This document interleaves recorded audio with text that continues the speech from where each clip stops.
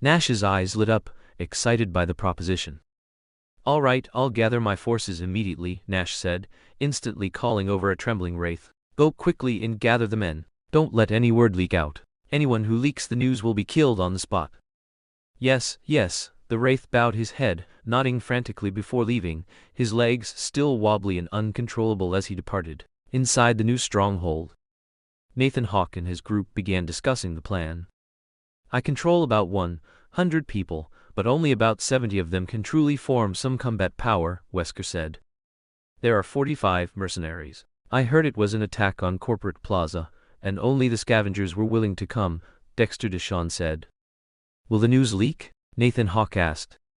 "They've all been gathered together. Anyone who would have leaked it has already been killed," Dexter Deshawn said, glancing at Oleg behind him. Oleg's strength was now greater than before, making him easily capable of dealing with scavengers. Nathan Hawke nodded, then looked at the three new additions, Susie Q, Padre and Nash. I really didn't expect Padre to participate. Aren't you in Haywood?" He then glanced at Dexter Deshawn and said, "To be honest, are you hanging out with the animals now? You've become a big muscular guy. I'm really not used to it."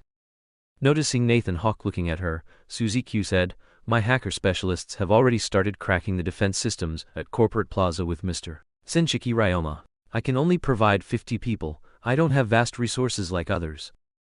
"I remember Evelyn Parker from your Mox gang is a corporate executive, right?" Padre said with a slight smile.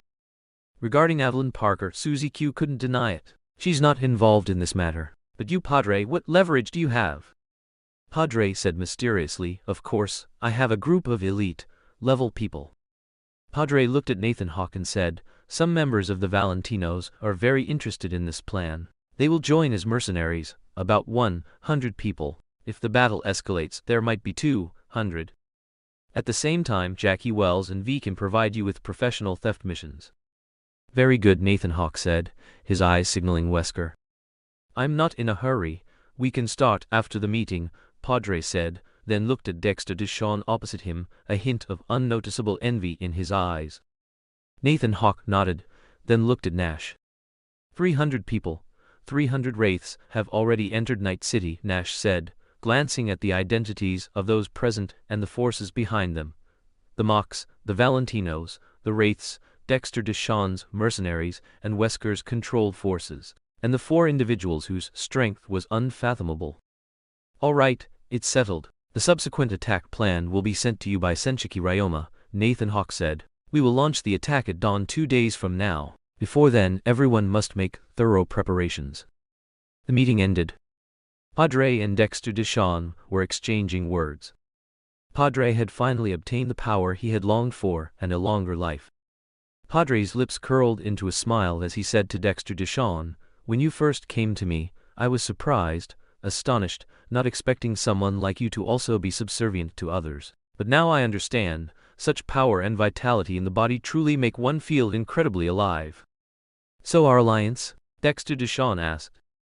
"I agree, I will ally with you," Padre said with full conviction. "The boss told me that after the night of the attack he will leave. At that time, how many resources we can obtain and whether we can advance further will depend on this one time." Padre nodded solemnly. "To be honest with you, the Valentino's main focus is Trauma Team's medical technology. That's the big prize."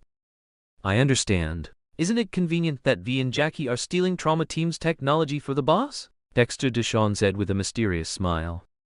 Meredith Stott sat in her spacious, luxurious office, leisurely crossing her legs, holding a glass of champagne and elegantly savoring it. Her assistant, nervously, handed her a document, the intelligence team's latest report. "Ms. May, this is the latest intelligence we've received. Someone is attempting to undermine the company," the assistant said cautiously. She held a report from the intelligence team, detailing information about someone trying to harm the company. However, Meredith completely disregarded these reports. Meredith raised an eyebrow, carelessly took the document, glanced at it, and then scoffed. "This garbage, trying to strike at the company? Simply ridiculous." She tossed the document aside, shaking her head dismissively. "How could these people even think of opposing elite executives like us? They're simply overestimating themselves." The assistant bowed slightly, well aware of Meredith's arrogance and disdain. In Meredith's eyes, she occupied a high position, overlooking the entire city, a symbol of nobility, while ordinary people were nothing more than tiny ants to her. They truly don't know what's good for them. I will make them pay the price, Meredith said confidently, a hint of arrogance in her gaze. Ms. May, we should take some measures to deal with those who are trying to harm the company, the assistant cautiously suggested. No need, Meredith waved her hand. I will personally handle these minor matters and let them know the consequences of offending us. Her tone revealed an unquestionable arrogance. She believed her abilities could easily handle these threats. In her view, these people were merely seeking their own demise. Meredith stood up, elegantly patted her clothes, and a cunning glint sparkled in her eyes. I will go myself and see just how bold these pathetic fellows are to dare oppose us. Her presence was chilling, an arrogant aura enveloping her, making everyone afraid to defy her. In her eyes, anyone attempting to oppose the company was nothing more than insignificant scum, and she would use her own methods to show them who the true ruler was. The assistant followed behind Meredith, feeling both admiration and fear. He knew that any resistance against someone like Meredith was futile. He could only obey her commands. Meredith Stott walked out of her office with full confidence, her target set on those who dared to oppose the company. She believed that her power and status were enough to make all enemies tremble at her feet. In this world, she was the invincible queen, and everyone else was merely something to be trampled under her. Meredith Stott, in high heels, confidently and proudly arrived at the lower-level intelligence team's office area. In her mind, she had already conceived a plan to deal with those scum. The staff in the office area, seeing her pass by, dared not show the slightest neglect and respectfully saluted. Meredith ignored them, her gaze fixed on a young analyst. I heard you have intelligence that someone is attempting to harm the company? She raised an eyebrow, asking coldly. The analyst quickly nodded. Yes, Ms. May, we recently gathered some clues. It seems a small group is trying to disrupt one of the company's plans. A small group? Meredith scoffed. Who do they think they are? Trying to oppose us? Simply laughable. I have organized the intelligence. These are some records of their activities. The analyst handed over a document. Meredith took the document and quickly scanned it. A wicked smile played on her lips. Do they think these little tricks can threaten us? They're simply asking for death. Ms. May, what measures should we take? The analyst asked somewhat nervously. Meredith handed the document back to him, gracefully sitting in her chair. Don't worry, I will personally resolve this issue. They think they're clever, but they're just like a mantis trying to stop a chariot. Her voice was full of sarcasm and disdain, as if her opponents were not even worth mentioning. They cannot stop our progress. I will personally make them understand what happens when you challenge the company, Meredith said confidently. The analyst didn't know what to say. He could only silently follow Meredith's arrangements. In his eyes, Meredith was an invincible existence. Her abilities and methods far exceeded his imagination, and he didn't even dare to imagine the consequences of dealing with those threats. Meredith stood up and left the office area, her steps light and confident. A sharp glint sparkled in her eyes. She was accustomed to facing challenges and had never failed. In her world, there was only victory and defeat, no second choice. She was determined to personally crush those who dared to oppose the company, to make them understand their pathetic insignificance. In her heart, she was the invincible queen, and those who resisted were nothing more than hateful insects. Meredith stepped into the elevator and returned to her office. She sat back in her luxurious chair, overlooking the city from above, crossing her legs in a lofty posture. I heard a group of people recently entered Night City. Perhaps I can raise them as my dogs, loyal dogs, kneeling at my feet and submitting to me, she thought playfully. Meredith Stott confidently and proudly looked down upon the entire city. She believed that her power and status were enough to make everyone submit at her feet. In her world, there was only her will and ambition. No one could stop her. Meredith Stott sat in her office, a document containing intelligence on her opponents laid before her. She meticulously studied the document, her gaze cold and sharp. As she browsed the information, anger and disdain grew in her heart for those who sought to harm the company. Meredith Stott began her plan. She mobilized various resources within the company, preparing to completely eradicate the threats. In a high-level conference room, she convened the company's senior leaders and the head of armed forces. The atmosphere in the conference room was tense and solemn. Meredith sat at the head of the table, her gaze revealing a cold and ruthless indifference. Gentlemen, a group of scum is attempting to harm the company. But I assure you they will not succeed, because we are invincible. Meredith's voice was cold and arrogant. What actions do we need to take? A senior leader asked. I already have a plan. Meredith displayed a confident smile. First, we must strengthen internal security measures to ensure that our confidential information is not leaked. Second, we must mobilize armed forces to launch organized strikes against these threats. These people might cause harm to our employees and facilities. We must ensure the safety of our employees, another senior leader reminded. Don't worry, we have strengthened our security forces, and the safety of our employees will be guaranteed to the maximum extent. As for facilities, we will increase vigilance, giving them no chance to get close. Meredith's tone was confident and firm. What about our armed logistics and resources? The head of armed forces asked. I have mobilized the company's most elite special forces. They are the best warriors. Meredith's gaze swept over everyone present. Crushing this group of scum will be effortless. Those threats might have external support. We need to be prepared for that, another senior leader reminded. External support? Meredith's lips curved slightly. Do they think external support can change anything? They fundamentally misunderstand our strength. We have the most advanced weaponry, the best strategists, and the most loyal soldiers. They are just a group of pathetic scum, not worth mentioning. The atmosphere in the conference room gradually became tense. Meredith's confidence and arrogance created an invisible pressure on everyone present. I will personally oversee this operation to ensure everything goes smoothly, Meredith announced, her voice filled with the aura of a ruler. The senior leaders exchanged glances. We will fully support your plan, a senior leader expressed support. Very good. I will let those scoundrels witness our strength and let them know how foolish it is to be an enemy of the company. Meredith's gaze was resolute and sharp. After the meeting, Meredith immediately began to act. She issued strict mission directives to the special forces, ensuring they would go all out in the operation to eliminate the threats. At the same time, she also instructed the intelligence team to strengthen surveillance of Corporate Plaza to prevent any interference from hostile parties. Late at night, Meredith Stott, dressed in a luxurious silk nightgown, entered her private luxury suite on the top floor of the company building. This suite was spacious and bright, elegantly decorated, showcasing her unparalleled status and wealth.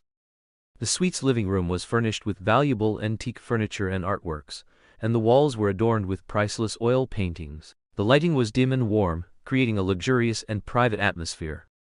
She walked towards the fireplace, pressed a button, and the fireplace immediately ignited with warm flames, emitting a comforting warmth. Meredith sat on the large sofa, leisurely savoring a glass of fine red wine, her fingers gently stroking the stem of the wine glass, as if playing a beautiful piece of music. She cast her gaze out the window, and the city's night cityscape unfolded before her. Skyscrapers stood tall, neon lights flickered, like a brilliant starry sky. Meredith smiled faintly, enjoying it all with satisfaction. Afterward, she stood up and walked towards the suite's private bathroom. The bathroom was exquisitely designed and meticulously crafted, inlaid with marble, pristine and smooth. A large bathtub lay quietly within, its water shimmering as if inviting her in. Meredith took off her nightgown, her graceful figure fully revealed. Her naked body shimmered, as perfect and flawless as a sculpture. She elegantly stepped into the bathtub. The water temperature was just right, comfortable and pleasant. In the bathtub, she leisurely enjoyed the embrace of the water, her body gently floating. She closed her eyes, emptied her mind, and immersed herself in the warm water. Both her body and mind experienced immense relaxation and soothing. By the bathtub were carefully prepared flower petals and essential oils, emitting a faint fragrance. Music played softly, adding a touch of romance and coziness. In this world, only the victor is worthy of glory and luxury, and I, Meredith Stott, am destined to be the ultimate victor. On the eve of war, Wesker stealthily infiltrated the vicinity of a power station in Night City. He was clad in a black combat suit, his face grim, his eyes gleaming with cold, killing intent. Behind him followed a group of biohumans infected by him, silent as the god of death descending. The power station was surrounded by guards and security measures, but in front of Wesker, these were all futile. He easily evaded camera surveillance, moving through the shadows, each step like treading on the silent night.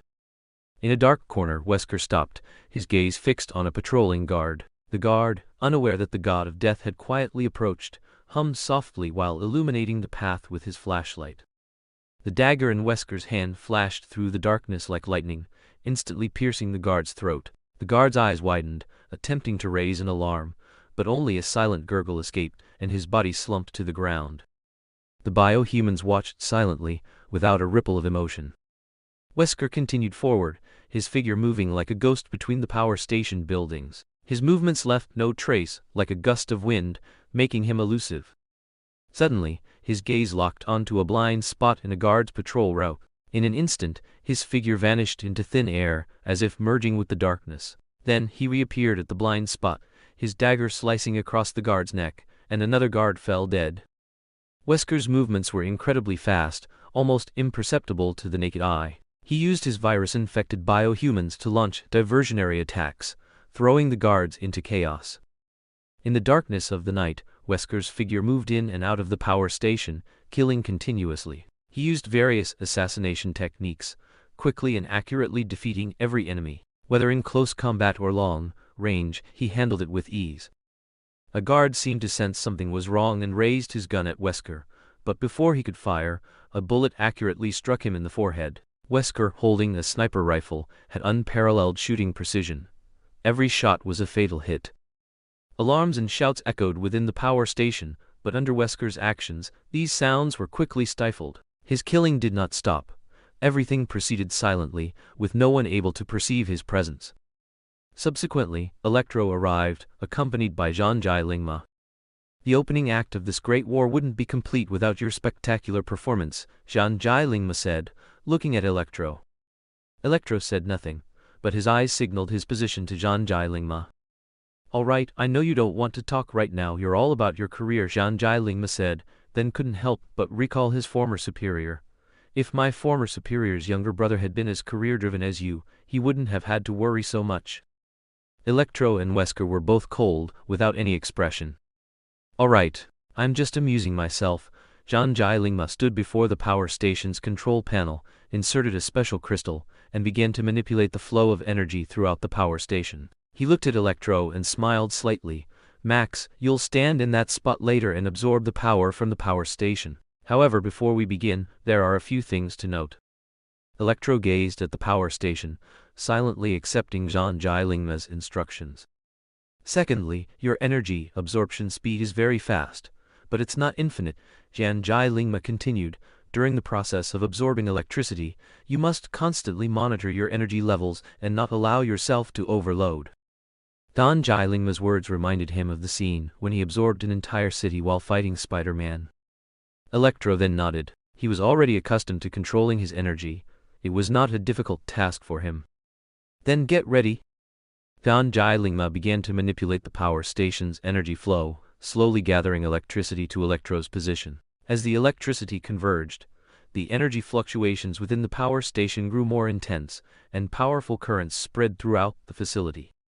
Start absorbing now, Zhanjai Lingma instructed. Electro stood at the core of the power station, his eyes closed, his entire body beginning to emit bright electrical energy. With Zhanjai Lingma's control, the power station's electricity began to surge continuously towards Electro, like countless thin electrical lines converging into his body. The moment he began absorbing electricity, Electro felt a faint current pass through his entire body. He frowned slightly, but quickly adapted to the powerful electrical energy surging into him. He felt the energy within him begin to grow, a powerful force emerging, as if it would tear him apart. As the electricity continuously poured in, Electro felt as if he had transformed into a bolt of lightning, filled with infinite energy. His perception became even sharper. He could feel the flow of current in every corner of the power station, and even the pulsation of every electron. Electro's body gradually began to emit dazzling light, his skin seemingly covered by a layer of electrical energy armor, shimmering with a strange blue glow. He felt his strength continuously increasing, every muscle filled with power, almost capable of tearing apart any obstacle in his path. Although Electro showed no expression, his heart was full of excitement and thrill. He had never felt such immense power. Absorbing the power station's electricity made him feel as if he possessed endless energy, capable of easily defeating any enemy. Calm down. Calm down. Calm down. With the surge of excitement and thrill, Electro quickly suppressed his emotions. As time passed, Electro's energy continued to climb, and the current within the power station became even more violent. Electro clenched his hands into fists, and the energy gathered within his body, forming a bright electrical energy sphere. This electrical energy sphere grew larger and larger in his hands, the surrounding air seemingly saturated with electrical energy, emitting a faint hum. Electro felt as if he had become a living thunderbolt, filled with the power to destroy everything. He gazed at the electrical energy sphere, as if pondering how to maximize the utilization of this power. Late at night, Night City Police Department's surveillance system suddenly detected abnormal energy fluctuations within the power station. The police department's intelligence unit immediately reported this situation to NCPD High Command, which promptly activated emergency protocols. In Night City, any anomaly could signify a potential threat, and critical facilities like power stations were not to be overlooked. The NCPD Anti-Terrorism Mobile Unit immediately received orders. They knew this was an important mission, as they were only deployed in cases of extreme severity, and this was clearly a major incident. The Anti-Terrorism Mobile Unit assembled, clad in black armor and equipped with the finest cyber-ware and high-tech weapons. When the Anti-Terrorism Mobile Unit arrived at the power station, they immediately sensed an anomaly. The air around the power station was filled with a peculiar electrical scent, causing unease. Several team members skillfully fanned out, cautiously scanning their surroundings. Just then, Wesker's figure suddenly appeared before them. He wore a black cape, exuding a cold aura. Wesker's gaze swept coldly over the Anti-Terrorism Mobile Unit before him, his face devoid of any expression. Then, he charged at them without hesitation. The Anti-Terrorism Mobile Unit members were also experienced elites. They reacted swiftly. One member brandished an energy sword, emitting a piercing sound, and looked at Wesker. Another member raised a Gauss rifle, aiming at Wesker's chest. Wesker's figure moved swiftly through the night, his movements incredibly agile, as if he had transformed into a phantom of the night. He lightly dodged the energy sword's attack, then instantly flashed towards the direction of the Gauss rifle's shot, appearing behind that member. Ridiculous, Wesker's voice was cold and mocking as he struck the member's back with an open palm. The member was caught off guard and hit by Wesker's palm strike, instantly losing balance and falling to the ground. Wesker gave him no chance to catch his breath, stepping closer and raising his hand again to deliver a fatal blow. However, in the critical moment, two other members reacted quickly. One member, with a built-in flamethrower, used his cyberware to attack, a torrent of fire coiling towards Wesker like a giant dragon. Another member, equipped with a stun device and skilled in manipulating deceleration effects, solidified his ability around Wesker, attempting to restrict his movements. Facing the sudden double attack, Wesker gave a cold laugh. The virus in his left arm surged violently, forming a shield of flesh. It blocked both the fire and the deceleration effects. "What is that thing?" The Anti-Terrorism Mobile Unit members showed strange expressions. Wesker looked coldly at the Anti-Terrorism Mobile Unit before him, and he stepped forward again. He swiftly dodged the fire attack, while simultaneously using superhuman reactions to evade the deceleration effect. Wesker's left hand suddenly emerged from beneath his cape, his fingers transforming into blades, and he slashed at the flame-thrower-wielding member. His speed was so fast that it was hard to grasp. The flame-thrower member only managed to raise his energy sword to block, but Wesker still drew a bloody line. At the same time, Wesker's right hand's dagger sliced through a blur, rapidly attacking the member with the deceleration effect. That member's evasion techniques were equally agile. He tried to use the stun device's high-speed evasion to dodge Wesker's attack, but Wesker's speed still exceeded his imagination. Wesker's attack speed was so fast that the Anti-Terrorism Mobile Unit members could barely react. They gritted their teeth inwardly, knowing that the enemy they had encountered this time was exceptionally powerful. "Don't fight alone," the captain of the Anti-Terrorism Mobile Unit shouted loudly. They understood that engaging Wesker individually would only put them at a disadvantage. The members immediately began to cooperate, using combined attacks to counter Wesker. The other 4 team members reacted swiftly, each displaying their unique cybernetic abilities. Wesker remained unfazed by the counterattack from the other 4 members of the anti-terrorist mobile squad. His gaze coldly swept over the team members as the virus energy within him gradually gathered, preparing for the upcoming battle. One team member, equipped with optical camouflage technology, concealed himself in the night, attempting to disrupt Wesker's movements with rapid gunfire. The virus within Wesker surged, enhancing his reactions even further. His movements were ghostly, almost predicting the direction of his opponent's attacks, effortlessly dodging every bullet. Another team member, implanted with super strength muscle enhancements, charged forward, engaging Wesker in close quarters combat. His attacks were fierce and powerful, but Wesker was equally unyielding. He utilized his martial arts skills, evading his opponent's strikes before retaliating. Each of his attacks was precise and brutal, forcing his opponent to retreat repeatedly. A team member with biosensing capabilities remained vigilant nearby, attempting to predict Wesker's movements by perceiving the surrounding biological energy. He relayed this information to his teammates, providing them with real-time battlefield intelligence. Meanwhile, the captain of the anti-terrorist mobile squad, equipped with complex, cybernetic implants, calmly observed Wesker's every move. He knew that to defeat this cold and ruthless enemy, he had to find his weakness. Thus, he began to analyze Wesker's fighting style, searching for vulnerabilities. Warm-up complete. Wesker and the members of the anti-terrorist mobile squad engaged in frequent clashes. Wesker, with his unparalleled combat skills and powerful cybernetic abilities, held the upper hand, consistently dominating the fight. His attacks were sharp and precise, each strike capable of inflicting serious damage. Is this guy a monster? The team member with biosensing capabilities watched the abnormal speed, strength, and other values displayed on his eye-mounted instrument, cold sweat trickling down his back. Still, he shouted a warning to his teammates. Be careful, his attack is coming from the right. The team member with optical camouflage technology continuously changed positions, trying to find Wesker's blind spot. The team member with super strength muscle enhancements launched continuous fierce attacks, attempting to weaken Wesker's combat effectiveness through close quarters combat. The team member with biosensing capabilities continued to sense Wesker's movements, providing crucial information to his teammates. No need to hold back anymore, the anti-terrorist mobile squad captain shouted. Yes, Captain. An X5. The 5 members of the anti-terrorist mobile squad no longer held back, coordinating their attacks.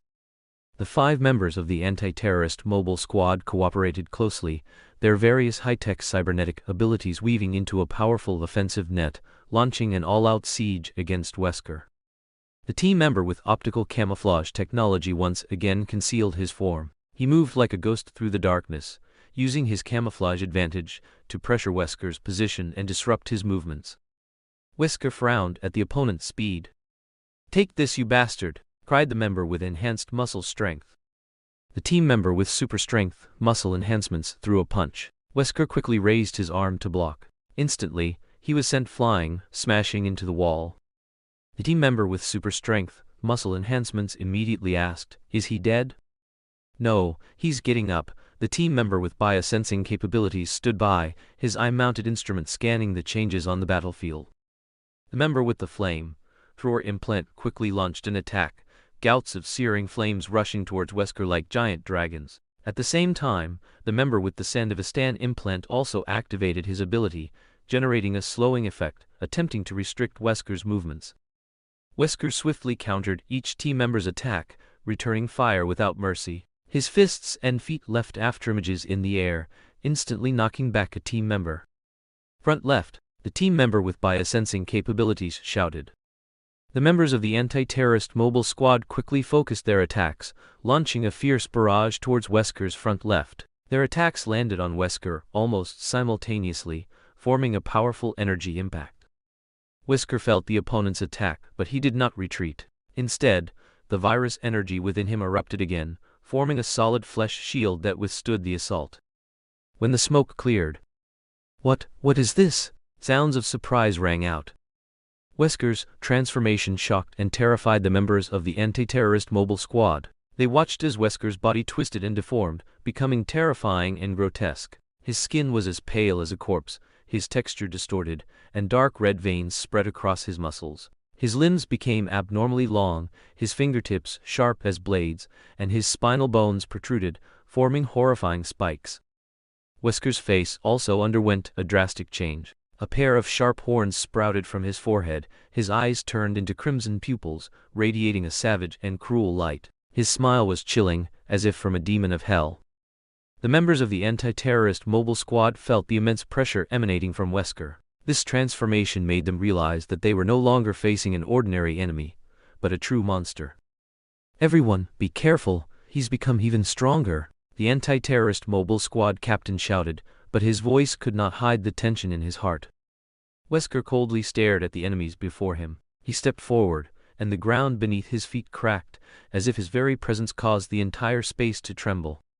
He suddenly launched an attack, moving with a speed that was difficult to grasp. The team member with optical camouflage technology once again concealed himself, attempting to use his camouflage advantage to evade Wesker's attacks. The team member with super strength, muscle enhancements quickly moved forward, attempting to engage Wesker in close-quarters combat. The team member with biosensing capabilities closely monitored Wesker's movements, attempting to anticipate the direction of his attacks. However, Wesker, with the virus within him activated, attacked with almost no flaws, each strike a deadly blow. The team member with super strength muscle enhancements was struck by his palm, his body instantly sent flying, landing far away, unable to move. The team member with optical camouflage technology attempted to disrupt Wesker with rapid gunfire, but his attacks were almost perfectly dodged by Wesker, as if the latter had already anticipated his movements. Wesker instantly appeared behind him, his right arm directly piercing through his body. "Behind you," the team member with biosensing capabilities had just finished speaking when he froze. The opponent's speed was too fast, almost making it impossible for him to track his movements, and he could only watch helplessly as his teammate was impaled. The anti-terrorist mobile squad captain's bulging muscles carried a punch that slammed towards Wesker. Boom! The floor beneath Wesker's feet directly shattered, yet Wesker did not move an inch. The anti-terrorist mobile squad captain stared intently at his opponent, saying cruelly, "I will tear you to shreds." Facing the anti-terrorist mobile squad captain's threat, Wesker's lips curled into a cold smile. "Die!" The team member with the flame thrower implant aimed at Wesker. A thought flashed through the mind of the team member with the flame thrower implant. Why does the body being torn apart before me resemble my own so much? The team member with biosensing capabilities watched in horror as his teammate, equipped with Sandevistan, was also split in two. Then, this body, it's really so familiar in his dying moments, the team member with biosensing capabilities thought, looking at the body before him. Buzz buzz buzz bud. The anti-terrorist mobile squad captain abruptly retreated, looking at the glowing, sizzling creature. "You! Who exactly are you?" "Wesker, your movements are a bit slow," Electro said to Wesker. Wesker slowly retracted his viral form. "This is not my forte." Electro also knew that Wesker's words were true, but at this moment he couldn't help himself, because an erroneous feeling of invincibility was consuming his entire mind. The anti-terrorist mobile squad captain gritted his teeth, knowing that at this moment he could only go all out, otherwise he would die. He unleashed his complex cybernetic abilities without hesitation, his body once again expanding, his muscles bursting with immense power. Electro merely glanced coldly at the anti-terrorist mobile squad captain, his palm, crackling with dazzling electrical arcs, directly struck the captain's chest. The anti-terrorist mobile squad captain's eyes widened. He couldn't react at all. His entire chest was directly pierced by Electro's electrical arc, and he was slammed into the wall. The shattered wall collapsed, burying him in the debris. The NCPD command center suddenly received an alarm indicating the disappearance of the anti-terrorist mobile squad's bioinstrument signals. This news caused a commotion throughout the command center, and high-ranking officials became anxious. What happened? How could they suddenly disappear? A senior commander asked angrily. "I don't know, they might have encountered a powerful enemy," another commander replied, his face grim. "Immediately dispatch reinforcements, spare no expense, we must find them." The high-ranking official issued an urgent order. NCPD officers immediately responded to the order, with various divisions urgently assembling, preparing to head to the location where the anti-terrorist mobile squad disappeared. The entire command center was filled with a tense atmosphere, everyone feeling unprecedented pressure. On the streets of Night City, police cars and officers sped by, embarking on the search for the anti-terrorist mobile squad. They knew that the anti-terrorist mobile squad was the NCPD's most elite force, and if anything happened to them, it would be a huge blow. Meanwhile, Electro and Wesker tacitly left the scene. At the same time, after technical personnel analyzed the recorded report shards of each anti-terrorist mobile squad member, the video was automatically uploaded to the NCPD network, and the high-ranking officials witnessed a shocking scene. They watched as the members of the anti-terrorist mobile squad were brutally murdered by Wesker and Electro. These special forces, once hailed as elite warriors, were utterly defenseless against their enemies. "How is this possible?" An senior police officer exclaimed. "The anti-terrorism mobile unit is our most elite special force, and they actually..." The executives found it difficult to accept what they saw. The anti-terrorism mobile unit's formidable strength appeared so fragile before Wesker. They knew that if even the anti-terrorism mobile unit struggled against Wesker, then ordinary police officers would be no match for him.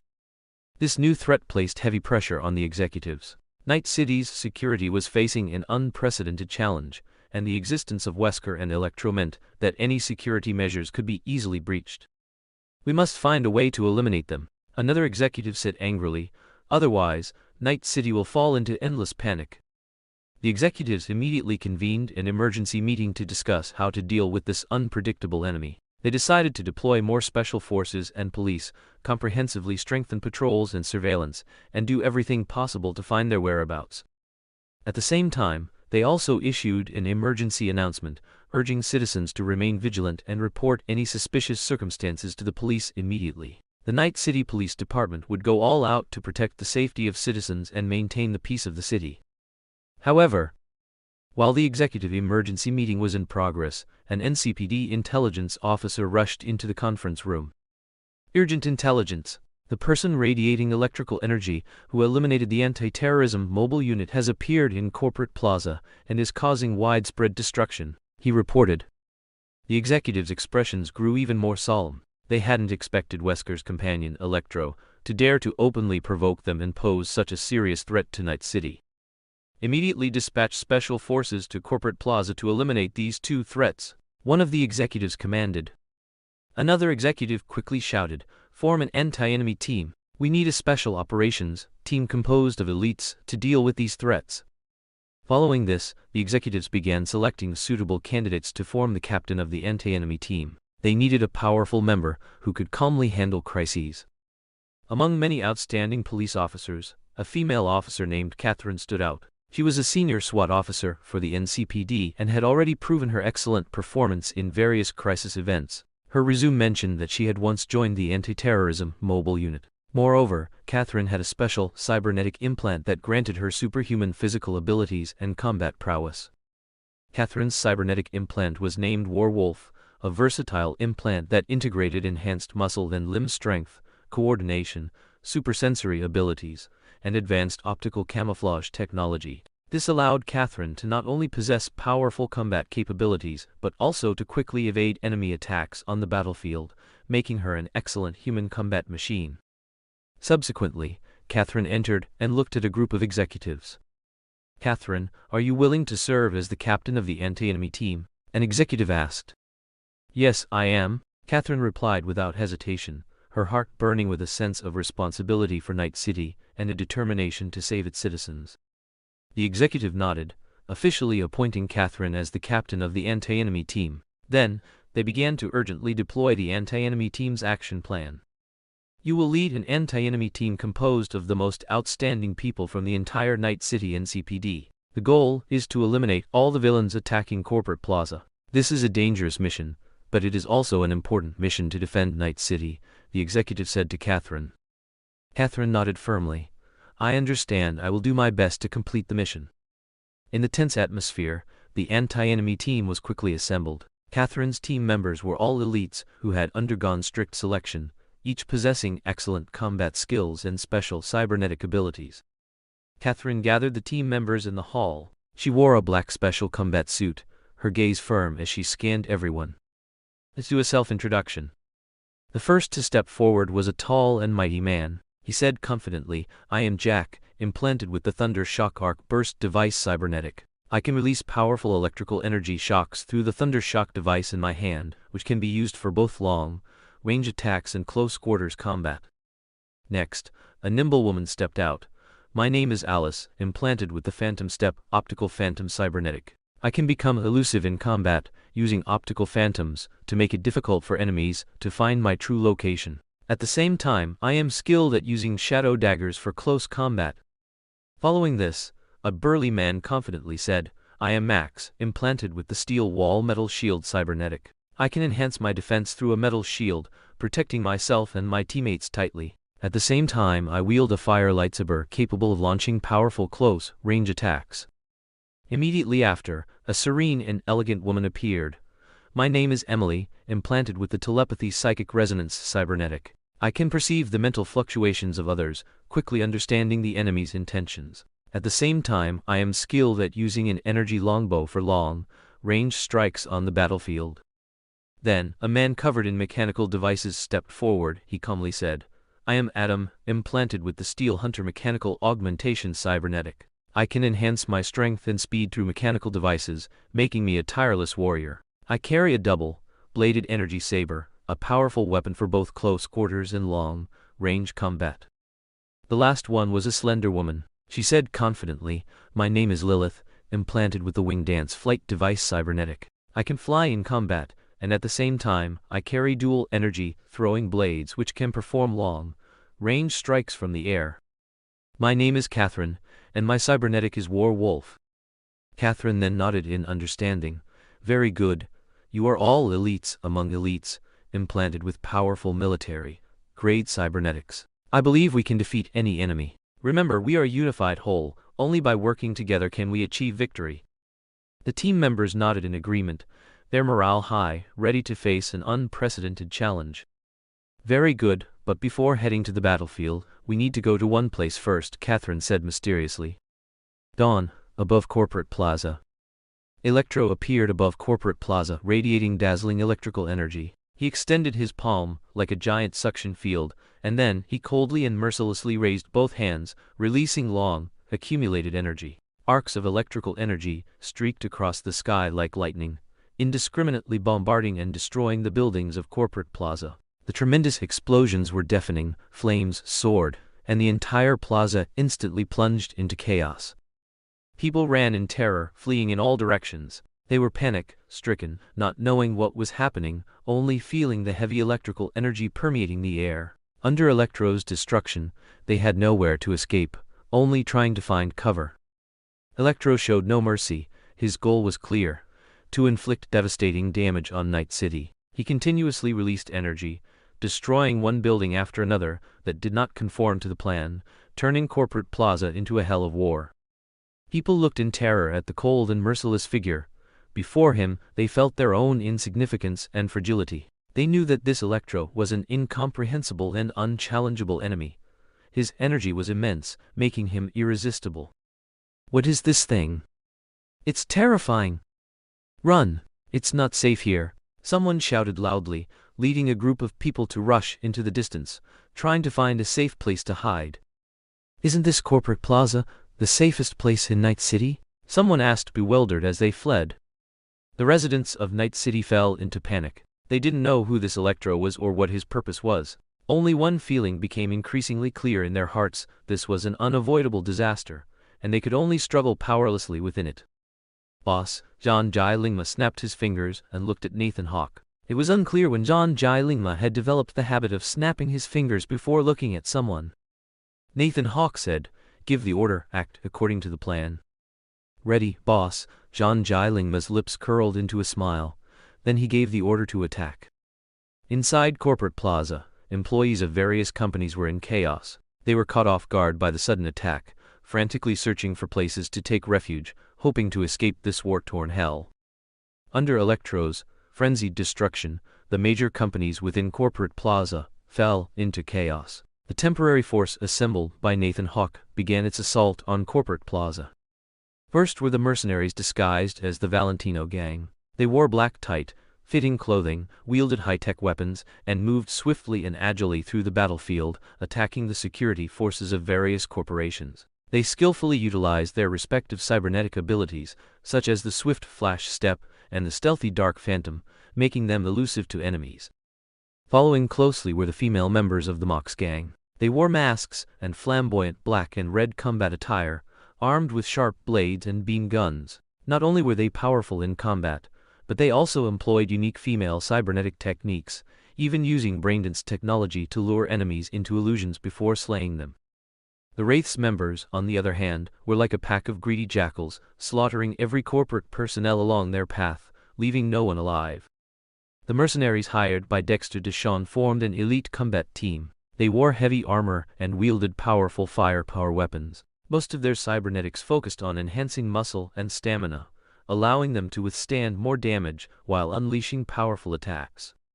And the bioengineered humans controlled by Wesker were a force not to be underestimated. They were injected with a biovirus by Wesker, their strength and speed beyond ordinary. They were ferociously ruthless, unaffected by pain or fear, focused only on destruction and carnage.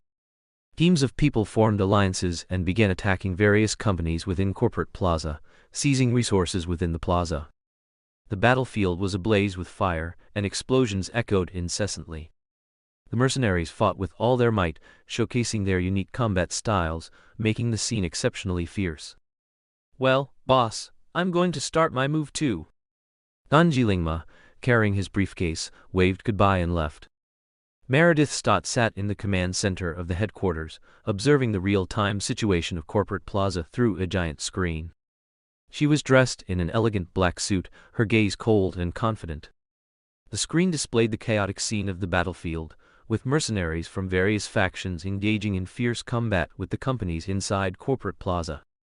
Meredith, however, was not flustered by this. Instead, she showed a hint of a mocking smile. "It seems these dregs are truly overestimating themselves," she said coldly. Under her command, the armed forces of the Military Tech Corporation began entering the battlefield, preparing to eliminate the enemy. These armed forces were rigorously trained and equipped, possessing advanced weapons and cybernetic enhancements. "Attention all units, eliminate these invaders, leave no survivors." Meredith's voice was filled with coldness and authority. The armed forces quickly assembled and launched an attack on the enemies within Corporate Plaza. They utilized high-tech weapons and cybernetic abilities, demonstrating formidable combat power. Meredith sat in the command center, watching with cold eyes. These people seemed like ants before her, insignificant. "Peach, I'll just wait for someone to send a few puppies over later so I can leisurely accept the victor's scepter in this boring time." She sat on her high command chair overlooking the battlefield, as if enjoying a splendid performance. She believed that the Military Tech Corporation's armed forces were sufficient to eliminate these invaders and completely eradicate them. In Corporate Plaza, the Electroman displayed unparalleled combat power. He moved like a flash of lightning, swiftly weaving through enemies, each attack a fatal blow. His energy attacks destroyed everything. Buildings, installations, and armed forces within Corporate Plaza could not escape their doom. "Who is he? How can he be so powerful?" A soldier from Corporate Plaza screamed in terror. "Retreat quickly, we are no match for him," another soldier shouted anxiously. However, the Electroman gave them no chance to escape. He moved nimbly across the battlefield, electrical arcs leaping from his fingertips, each hit capable of reducing an enemy to ashes.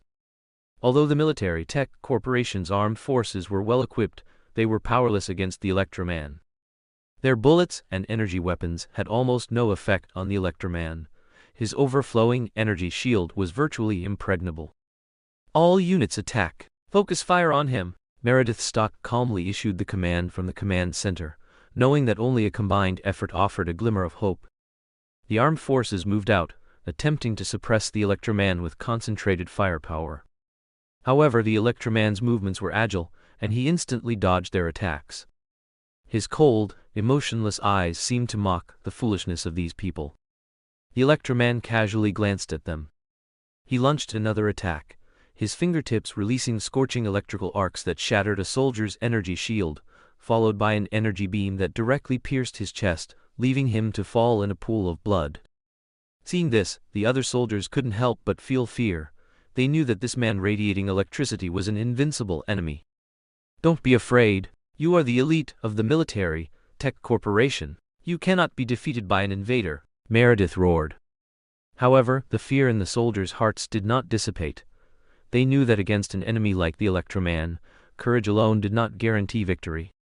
The Electroman continued his assault, his body shimmering with dazzling light, his energy attacks incredibly sharp. The soldiers fought back desperately, but their attacks seemed to hit an iron plate, causing minimal damage to the Electro-Man. The battle continued for some time, with smoke and a burnt smell filling corporate plaza. The military tech armed forces fell one after another in pools of blood, their bodies completely destroyed by the Electro-Man's energy attacks. Meredith's face was grim. She knew she had to take more drastic measures. She pulled out a specialized flare, pressed the button, and emitted a strong flash. "Damn it! All personnel, evacuate! Evacuate immediately!" Meredith shouted loudly into the communicator from the command center. Upon hearing the order, the remaining soldiers ceased their attacks and quickly fled towards the exit of Corporate Plaza. They knew that continuing the fight would only lead to a worse death. The Electroman watched the soldiers withdraw. He did not pursue, as if completely indifferent to these lives. Meredith Stott no longer remained in the command center. She quickly evacuated Corporate Plaza with the few remaining soldiers, regrouping to prepare for this unpredictable enemy. The military tech armed forces were annihilated, yet the Electroman remained suspended in the air, his gaze coldly observing everything before him. His energy flickered, as if proclaiming his invincibility. In Corporate Plaza, the 7 members of the counter-enemy team stood tightly around the Electroman. Catherine stood at the front of the team, her gaze firm as she watched this invincible enemy before her. The Electroman's gaze was cold and mocking. He seemed to disdain this small team opposing him, yet he did not move, as if he wanted to see what kind of countermeasures the counter-enemy team could actually produce. Catherine's expression was grave, feeling the intense pressure brought by the opponent's strength. "The opponent is an extremely dangerous individual, be careful." The team members all nodded, simultaneously activating their powerful cybernetic implants. Jack gripped the lightning impactor in his hand, electrical arcs dancing between his fingertips, ready to attack at any moment.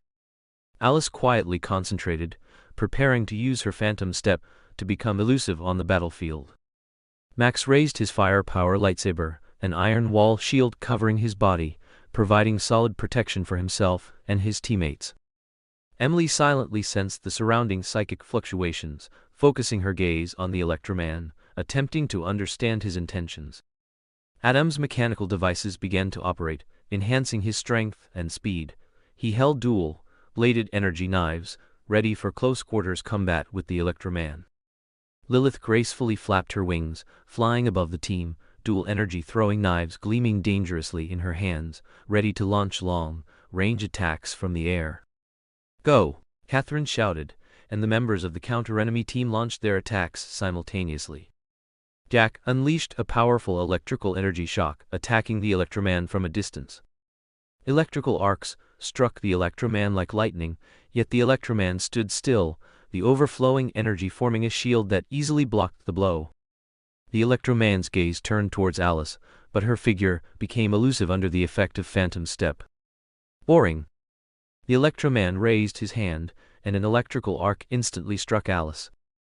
However, to everyone's surprise, Alice was not knocked down, she merely staggered back a few steps. Max and Adam simultaneously attacked the Electroman, working in perfect coordination, the iron wall shield providing cover for their teammates while also preparing for close-quarters strikes. Max's firepower lightsaber towards the Electroman, while Adam's dual-bladed energy knives wielded like shadows. The Electroman quickly flew into the air. The opponent's unusual nature made him decide to observe from above for a while longer. Emily on the side constantly sensed the Electroman's intentions, providing real-time intelligence to her teammates. She pushed her telepathic abilities to the limit, attempting to discern the Electroman's next move. "He's going to fly up." Lilith continuously circled in the air, launching a surprise attack from above, throwing knives towards the Electroman. However, the Electroman's movements were extremely fast, and he easily dodged the throwing knife's attack. The Electroman coldly watched the counter-enemy team's attacks. He seemed indifferent to these efforts. Then, he suddenly struck, sending an electrical arc towards Lilith. The Electroman frowned, watching the opponent merely adjust herself in the air before floating again. He stared at them for a moment, then his furrowed brow relaxed. "So that's it." The Electroman discovered that the opponents were isolating or absorbing electricity through a method he didn't understand. At the same time, their bodies seemed to have added buffering defense against the impact force of his attacks. Having figured it out, the Electroman suddenly struck, unleashing a powerful energy shock. "Be careful," Catherine urgently warned, but it was too late. The energy shock swept across the entire battlefield, and the members of the counter-enemy team were instantly repelled, forced to scatter, losing their combined combat power. Catherine stood calmly in place. Her cybernetic abilities were not knocked down by the energy shock. She gripped her weapon tightly, glaring at the Electroman. "We won't lose," Catherine's eyes gleamed with determination. The team members regrouped, preparing to launch another attack. They understood that only by working together could they contend with this invincible enemy. Jack once again unleashed his lightning impactor. Electrical arcs condensed into a thunderstorm, forming a massive energy wave. Alice teleported around the Electroman, using Phantom Step to distract her opponent. Max and Adam engaged in close-quarters combat with perfect coordination. Their attacks combined to form an even greater force. Lilith continued to fly in the air. Her energy-throwing knives rained down on the Electroman, attempting to attack from all angles. Meanwhile, Emily kept a close eye on the Electroman, relaying his intentions to her teammates. Her telepathy provided crucial intelligence to the team, allowing them to better respond to the opponent's attacks. "Don't relax, keep attacking," Catherine commanded the team, joining the battle herself.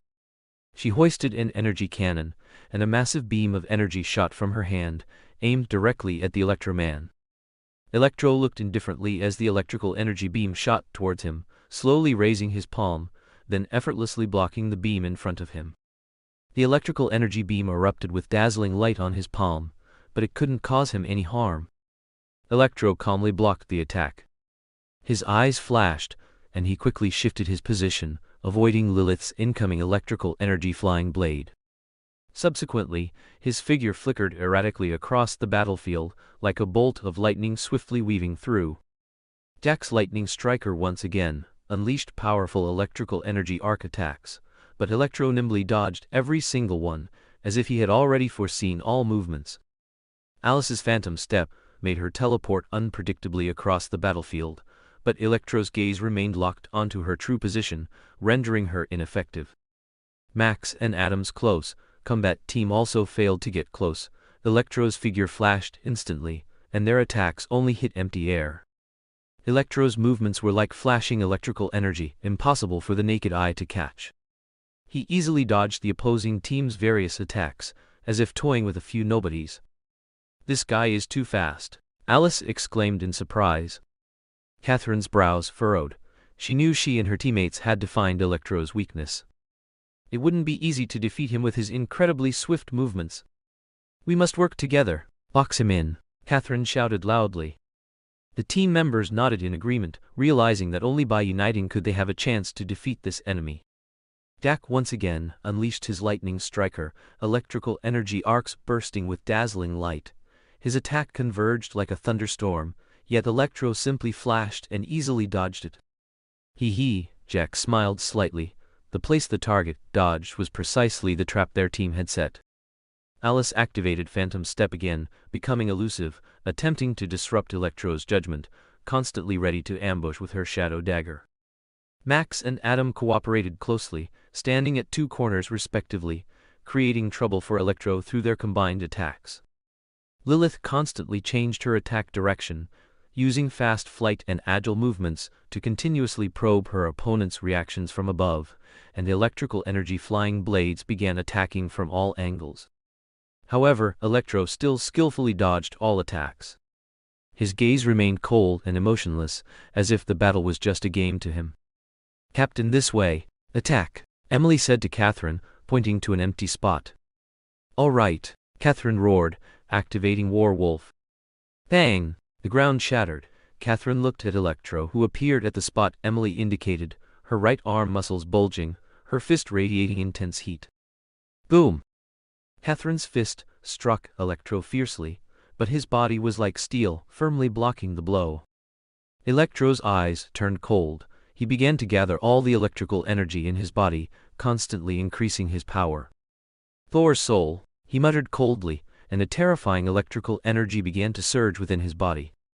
The entire battlefield seemed to be enveloped by electrical energy, and strong electrical energy arcs flashed incessantly on his body, forming a terrifying scene. "Be careful, he's powering up," Emily warned her teammates. She could feel Electro's power rapidly increasing, and fear began to rise in her eyes as she mumbled, "No, no, this is impossible." Catherine's gaze was fixed on Electro. Her heart was filled with tension and worry. Electro's powerful presence made her feel an unprecedented pressure. "We must find his weakness as soon as possible," Catherine said, forcing herself to be calm. The team members once again worked together, trying to trap Electro within a small area, limiting his movements. However, Electro's speed had become incredibly swift, making it impossible to trap him. He darted across the battlefield like electricity, every attack accurately hitting the members of the opposing team. His power grew stronger and stronger, making them almost unable to resist. Jack retreated rapidly, trying to use long-range attacks to deal with Electro. However, Electro's speed was faster than he expected, and his attacks were easily dodged. One punch, Electro appeared before Jack. Bang! Jack's armor shattered, and he was instantly sent flying. Max and Adam simultaneously launched close combat attacks, attempting to encircle Electro from both sides. However, Electro's figure flickered before their eyes, instantly appearing in another location, causing all their attacks to miss. Bang! Bang! Immediately, both felt a sharp pain in their abdomens and fell to the ground. Lilith's flying blades cut through the air, but Electro's speed made it impossible for her to catch his figure. Her attacks were neutralized again and again, unable to cause substantial damage to her opponent. "This guy is completely elusive." Lilith felt a bit disheartened, then suddenly widened her eyes, seeing Electro's punch before her. Bang! Lilith was directly smashed into the ground, sinking in. Alice tried to use Phantom Step to approach Electro, but his gaze was like cold ice, accurately locking onto her true position. All her attacks were easily dodged by him, to no avail. A backhanded punch, without a shred of tenderness, also sent her crashing into the wall of a building. Electro's gaze was cold and ruthless. He seemed to be toying with the members of the opposing team, leaving them helpless. Catherine gritted her teeth. Everyone. She knew that if they couldn't find a way to deal with Electro, they would be unable to contend with him. "We can't just stand by and wait to die," Catherine roared, her resolve even firmer.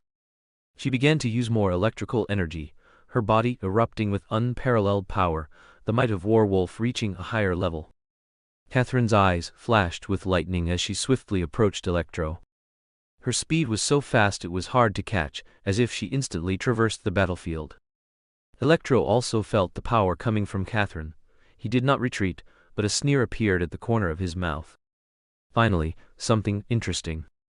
Electro also began to use all the electrical energy in his body, compressing the electrical energy to its limit. His speed, strength, and reaction time all exceeded Catherine's expectations. 2 bolts of electrical energy flashed across the battlefield as Catherine and Electro engaged in a fierce duel. Their fists collided, releasing dazzling electrical energy. Catherine's power was also constantly increasing, all the electrical energy in her body surging wildly, making her exceptionally powerful. However, Electro did not show any weakness. His power was equally terrifying. There was not a trace of emotion in his eyes. Their battle grew more intense, electrical energy forming a vortex around their bodies, enveloping the entire battlefield. The other teammates also rallied and continued their attacks, trying to create more opportunities for Catherine. However, Electro's movements were simply too fast, making it difficult for them to launch effective attacks. "We need to separate him," Jack shouted, and the team members immediately dispersed. Warm-up over, Electro felt his power reach its peak, thunderous electrical energy flashing around his body. His cold gaze locked onto Catherine, his heart filled with a desire for victory. He moved, appearing before Catherine like lightning, then fiercely threw a punch. Bang! Catherine had no time to react and was hit by Electro's punch, sent flying like a cannonball. She crashed through several buildings, leaving a long trail before finally stopping. The other teammates witnessed this scene, their hearts filled with helplessness and anger. Electro's strength far exceeded their imagination. He was simply an unmatched existence. "Catherine!" Jack shouted loudly. Their captain had suffered severe injuries. However, Electro did not give them time to catch their breath. He instantly appeared before Jack and punched him hard in the chest. Jack felt as if he had been hit by a train, his armor shattered, and he was sent flying. Bang! Jack also crashed through buildings like Catherine, falling heavily to the ground. How is this possible? Alice murmured in horror, her eyes filled with disbelief. Max and Adam were not spared either. They were both sent flying by Electro, covered in wounds. Lilith tried to launch another attack, but after seeing the fate of the others, she couldn't help but feel a sense of retreat. Electro's gaze was cold and ruthless. The electrical energy on his body seemed to become even more brilliant. He mercilessly continued to attack the other teammates, every punch and kick carrying incredibly terrifying power. The members of the team were utterly unable to resist his attacks. They were almost helpless lambs at Electro's mercy. Electro's figure flickered erratically across the battlefield. His attacks came and went without a trace, making them impossible to predict. "We must hold on." Emily struggled to stand up. She knew that now she could only rely on her telepathy to provide information to her teammates. Instantly, Electro appeared before her. Rip! Emily fell with a bang onto the shattered floor. On the battlefield, there were no other teammates to be seen, only a battered Catherine standing there alone. Her eyes were full of tears mixed with regret and anger. I'm sorry, Catherine murmured softly. She felt immense guilt apologizing to her teammates, to her comrades. Catherine knew that they had paid the price of their lives to protect her, to protect each other. And now the only thing she could do was complete the mission they left behind, defeat Electro. She resolved not to retreat, not to fear anymore, even if it meant her own life. She would eliminate Electro. Catherine took a deep breath, slowly closed her eyes, recalling the times she fought alongside her teammates, recalling the countless times they fought side by side. I cannot fail your sacrifice. Catherine gritted her teeth, an endless rage burning within her. She felt the energy in her body begin to gather, and the power of the werewolf cyberware was overclocked to its limit. Catherine's body began to smoke, like an enraged, fiery beast. I'm going to kill you, I'm going to tear you to shreds. Catherine's voice was filled with immense fury and determination. She charged towards the Electroman, moving like lightning, her body already pushed to its extreme. The werewolf cyberware, under severe overload, emitted creaking sounds, as if it could shatter at any moment. The Electroman, however, ignored Catherine's rage. He looked at her disdainfully, as if facing nothing more than an ant-like existence. Catherine's fist arced through the air like a meteor, carrying immense power, aimed at the Electroman. However, the Electroman easily dodged her attack, then leaped into the sky. Come back, you coward! Catherine roared, directly leaping into the sky. But the Electroman paid no attention to Catherine's pursuit. He seemed to be mocking her, watching her struggle in pain amidst her anger and powerlessness. Catherine's body began to burn more and more intensely. The werewolf cyberware in its overclocked state was nearing its limit, and her life force was rapidly depleting. You coward, come out! Catherine roared, but the Electroman was like a gust of wind, elusive and never engaging her directly. Catherine's vision blurred. She felt her body begin to fall apart, and the final moments of her life were approaching. I'm sorry. Catherine's consciousness gradually faded. Her body could no longer sustain the overclocked state. However, her heart remained resolute. Even if she couldn't defeat the Electroman, even if she was about to die, she would face him with her last burst of fury and fearlessness. Catherine wildly swung her fists at the sky, but the Electroman seemed to be non-existent. Why don't you come out? Why don't you face me? Catherine's voice carried endless pain and helplessness. However, the Electroman merely watched her silently from high in the sky, without any emotion in his eyes. Catherine's body began to cool down, her life nearing its end. I'm sorry. Her voice grew weaker and weaker. Finally, Catherine's body fell to the ground. The werewolf cyberware, after being completely overloaded, ceased to function. Her eyes remained tightly shut, her face bearing a resolute expression. The Electroman floated down, showing solemn respect to Catherine, who lay on the ground. Although we are opponents, I have a reason I must win. My apologies. At this moment, the Electroman seemed to regain his humanity. After exhaling, he continued his mission. This battle ended with Catherine's sacrifice. Her teammates also perished in this battle, and she, in her anger and helplessness, persevered until the very last moment. They would forever be the guardians of the city, their sacrifice forever etched in people's hearts. Catherine protected the peace of the city with her life, becoming an eternal legend. However, in reality, in the high-level conference room of NCPD headquarters, a group of corporate executives and police officials gathered. Their faces were filled with disdain and arrogance, expressing doubt about the capabilities of security and guards. These are truly a bunch of good-for-nothings, an executive scoffed disdainfully. They can't even deal with these lowly scumbags. It's an absolute disgrace to our corporation. Yeah, what exactly are they doing with our money? We might as well hire a bunch of street thugs. They might even do a better job. Another official sneered. These guys are useless. All they do is use our resources to eat, drink, and play. An NCPD executive fumed. They don't deserve to wear a police uniform, and they certainly don't deserve the best cyberware. Yes, absolutely useless, another executive echoed. I really don't know why we spent so much money training them. They're utterly useless. A police official joined the chorus of complaints. They can't even deal with one electroman. It's an absolute disgrace to us. People in other cities are probably already laughing at us. These executives and officials, while disparaging the failure of the task force, displayed contempt and anger towards their subordinates. They believed they had invested significant resources and money, assembled this task force, allocated resources, and provided a large amount of weaponry, only to be embarrassed at the critical moment. This mission failure has shown me their true colors. An executive fumed. They are clearly a bunch of good-for-nothings, yet they still rely on us to provide resources to sustain their lives. Perhaps we should just use emotionless robots.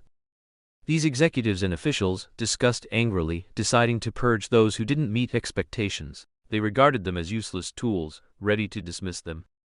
However, they didn't realize that behind their backs, the members of the task force had paid the ultimate price to protect the city. Their sacrifice was not met with respect and praise, but rather with disparagement and disdain from the higher-ups.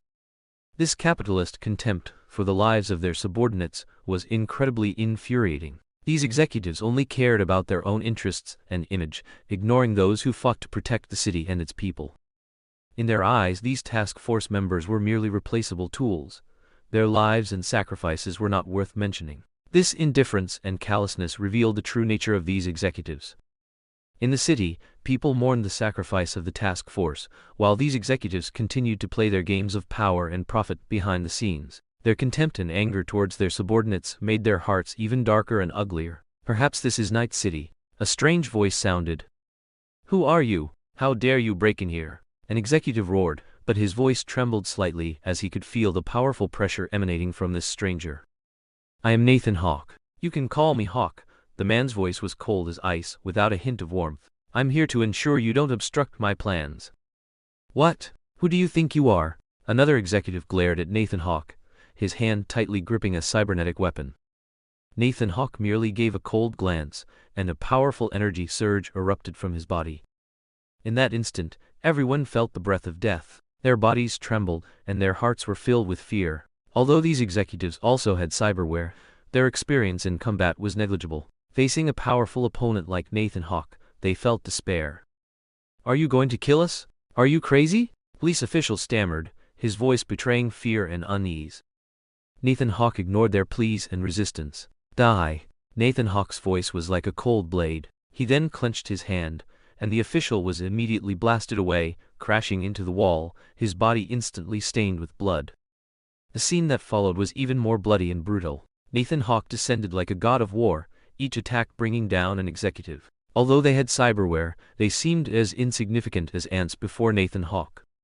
Please, resistance, even physical attacks, all efforts were futile. Nathan Hawke was ruthless. He killed them one by one, leaving no survivors. The entire conference room became a bloody hell, strewn with bodies and in utter disarray. His gaze swept over the remaining guards and security. No one dared to speak. They had witnessed true terror. Are you here to stop me too? Nathan Hawke looked down at the remaining guards and security. No one dared to speak. They had witnessed true terror. Nathan Hawke turned and left the conference room, his figure gradually disappearing from the eyes of the guards and security. In his wake, only silence and fear remained. A guard began. I think, otherwise we could. A security guard looked at the people present. Instantly, they transformed into looters, beginning to seize various resources from NCPD headquarters. The battle at Corporate Plaza continued. It had now become a playground for the forces Nathan Hawke had temporarily assembled. Nathan Hawke met Zankoku Ryoma again. Boss, mission accomplished. Electroman and Wesker will arrive shortly, Zankoku Ryoma told Nathan Hawke. Nathan Hawke nodded, then added, once they arrive, we'll find a place to rest and prepare to leave this world. Nathan Hawke had no lingering attachment to the dilapidated Corporate Plaza or Night City, even if this world had the potential to become his world anchor. He'd simply go to other cities. Thanks to Zankoku Ryoma's plan and Electroman's destruction, the military, raid heavy firepower vehicles attempting to enter Corporate Plaza for suppression were largely thwarted. As for the flying vehicles, they all became targets for Electroman, completely annihilated. Just as he was thinking, Nathan Hawke saw the pensive Electroman fly back and Wesker leap down. How do you feel? Nathan Hawke noticed that the Electroman seemed to have regained some humanity, while Wesker silently stood by, nodding to the three before saying nothing more. I encountered a group of respectable opponents. As the Electroman spoke, he forcefully shot a burst of electricity into the floor. This made Nathan Hawke step back, raising an eyebrow as he looked at him. Zankoku Ryoma glanced at the Electroman and Nathan Hawke, seemingly wanting to make a teasing remark, but after a moment's thought, he said nothing more, merely showing a slight smile, as if pondering something amusing. My boss? You seem to have something on your mind, kid. As Nathan Hawke finished speaking, he vaguely sensed that the Electroman seemed to be gradually shifting from a villainous path to a righteous one. After Electro returned to the Marvel world with Nathan Hawke, he went back to his home and spent an ordinary yet extraordinary day. For him, it was a brand new beginning, a new life he had once longed for but also feared. When he returned home and saw the familiar furniture and decorations, he couldn't help but marvel at his transformation. Hey Electro, want to go to a party? Andre flew to Electro and asked warmly. No, but what about you? Weren't you supposed to be training? What? Not anymore, Electro replied with a smile. That's because there's nothing left to improve, and I've been so tired lately. Andre twitched his lips. In truth, he had been called by Zankoku Ryoma and Nathan Hawke to check on Electro's condition. Ever since returning, Electro had hidden himself at home, not going anywhere. This couldn't help but make many people worry about him. I won't go, you enjoy yourself. Electro waved his hand at Andre. Andre nodded and said, okay, but I need to tell you, if possible, it would be better if you took some time off from everyone, that way, they won't have to keep worrying about you. So that's the reason, Electro said disdainfully. Haha, good that you know. Facing someone on the same party front as himself, Andre had no reservations, stating directly, when you've made up your mind, give me a call. There are a few very hot girls who have arrived recently. Enough talk, I'm off now. With that, Andre flew straight into the sky. Electro watched Andre leave and couldn't help but show a wry smile. He knew Andre was concerned about him, but he also didn't want to become a burden to everyone. Back home, Electro sat quietly on the sofa, recalling the battle with the Chitauri and his experiences in Night City, then thinking back to his old world, to his past self, and to his old opponent, Spider-Man. He knew he had escaped that desperate fate and gained a new life, but he also understood that this new life wouldn't be smooth sailing. He had once been an ordinary person, but everything changed in that accident. Now, he had great power and had become Electro, but this power also burdened him with more responsibility and pressure. He knew he couldn't run away anymore, couldn't hide at home. He had to face reality and face his inner self. Am I a supervillain? Or a superhero? Electro stood up and walked to the window, looking at the stars-studded night sky. He decided that from now on, he would make good use of his power to protect the people he cherished and also help those in need. He knew this new beginning wouldn't be easy, but he was ready. No matter what difficulties and challenges he faced, he would no longer back down, because he had found his belief and resolve. Starting today, I will become a true hero. Electro silently made up his mind, determined to write his new legend in this world. Nathan Hawke looked at the data sent by Wesker with surprise, carefully reading its contents. My goodness, Electro has turned over a new leaf. The data showed Electro, after his seclusion, re-emerging and seriously taking on the role of a superhero, with scene after scene displayed before Nathan Hawke's eyes. Watching Electro's actions, he couldn't help but feel shocked and surprised. It seems he has finally found his belief and decided to become a true hero, Nathan Hawke murmured softly. Nathan Hawke had mixed feelings about Electro's choice, both admiration and complexity. He knew that after that battle, Electro had completely broken free from the darkness of the past and found his direction again. Becoming a hero and protecting people was a bright choice, and also an irresponsible one. Boss. The two looked towards the voice. Invisible Man entered the office and began to speak agitatedly. Boss, Wesker, is Electro really going to become a superhero? Invisible Man recalled a bad memory and continued. When a group of us supervillains gather, oh no, when someone going in the opposite direction appears among us superheroes, it proves that cracks are starting to appear in our united team. Nathan Hawke chuckled in response. Are you afraid Electro will have a change of heart and then wipe us out? Hee hee. Boss, you're joking. Invisible Man gave an awkward, ingratiating smile, then directly said with a bitter face, Boss, I'm too familiar with this. Back then, I was in the 7. Honestly, Nathan Hawke put away the files and looked at Invisible Man. I actually don't know what to do either. The most important thing is what Electro thinks. Boss, you know I'm the weakest here. Invisible Man blinked, indicating that he was both weak and well-behaved. Nathan Hawke raised an eyebrow and said, Got it. No wonder you've been lingering around Sengoku Ryoma and Kreutz lately, so you have a sense of crisis. Yes, boss, that's exactly what I wanted to say. Invisible Man nodded like a chick pecking at grain. Wesker scoffed and said, You've already been injected with the virus, and even a small portion of high-quality, purified unnamed virus and genetic modifications. Your current physical strength and abilities, even if you can't beat Electro, you can certainly run away with plenty of leeway. Invisible Man, exposed, wasn't annoyed but looked at Nathan Hawke. Looking at me is useless. What can I do if Electro turns good? Nathan Hawke spread his hands. Wesker said indifferently, Electro's transformation is his own choice. We don't need to force him back to our side. If he really wants to become a superhero, we don't need to stop him.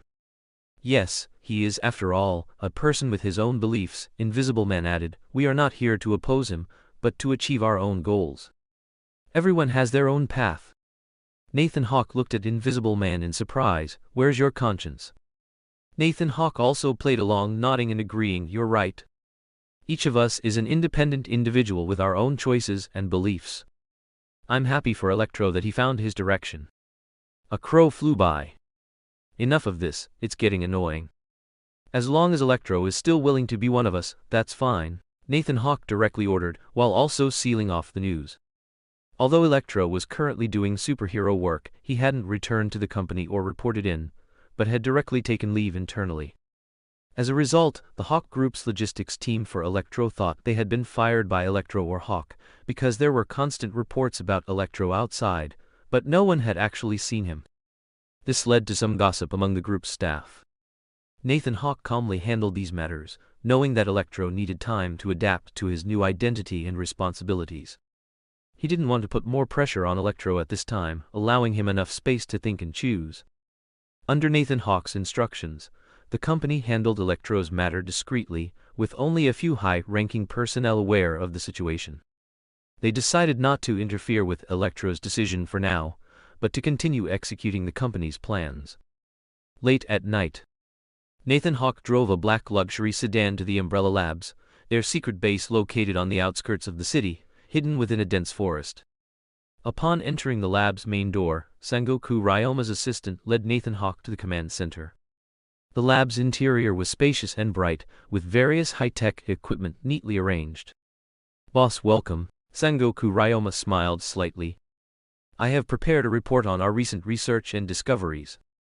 Very good, I'm quite interested in that. Nathan Hawke nodded, signaling Sengoku Ryoma to continue. Sengoku Ryoma opened a display screen, showing a series of data and charts.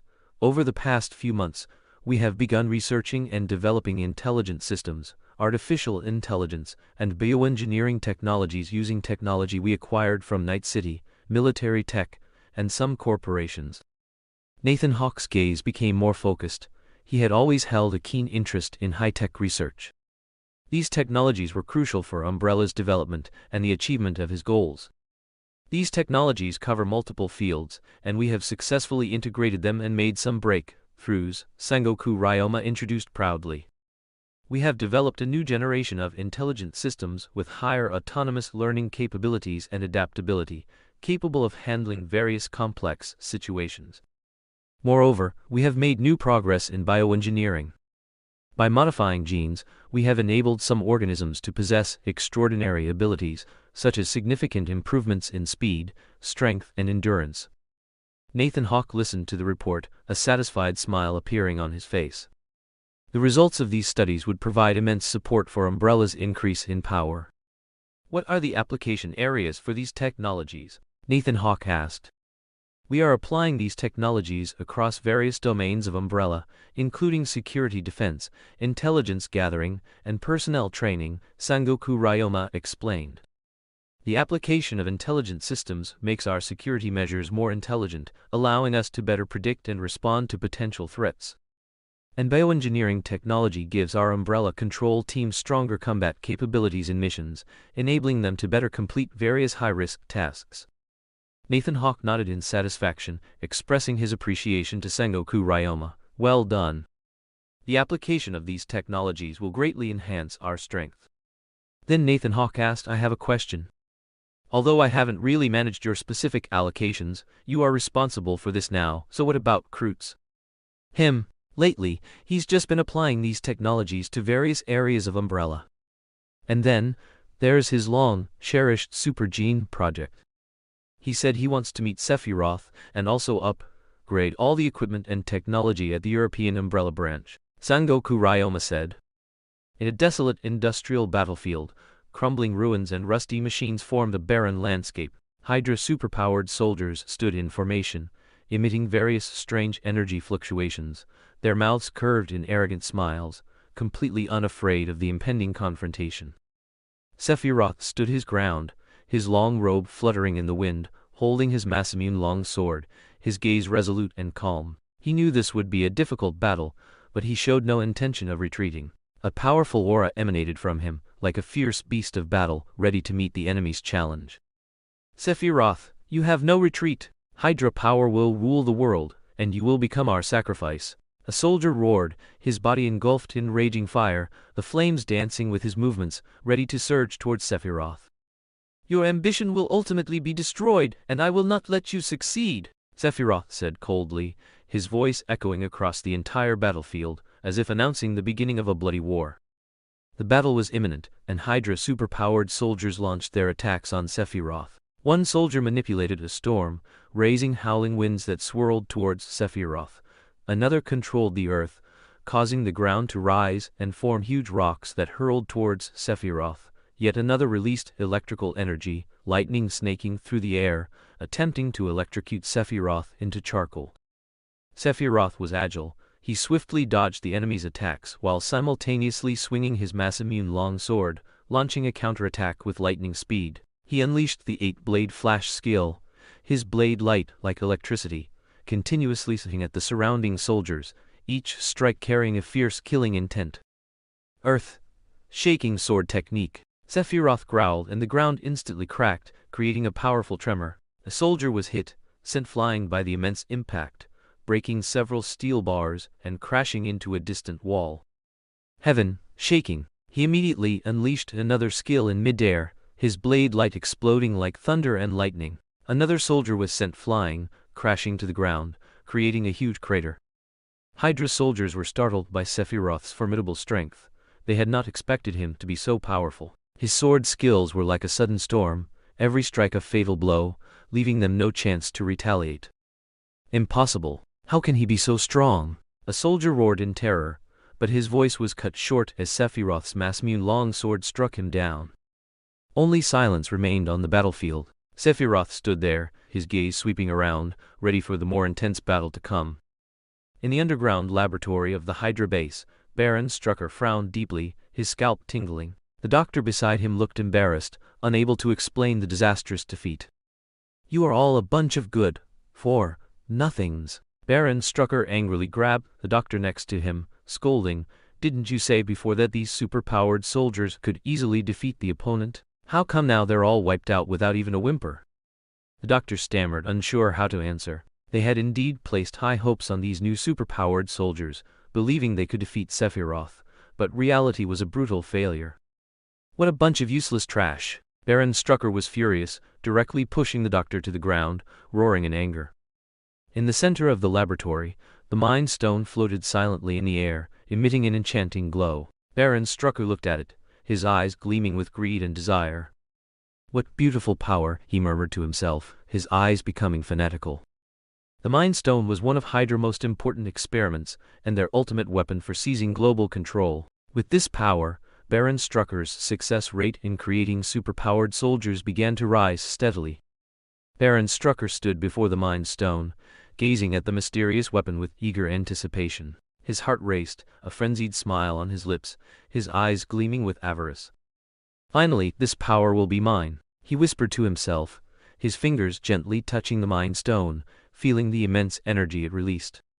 The Mind Stone was a powerful superweapon, possessing the ability to control others' thoughts and consciousness. Baron Strucker had always yearned to master this power to control the world and become the supreme ruler. He had conducted countless experiments for this, paying a huge price, and now he finally saw the hope of success.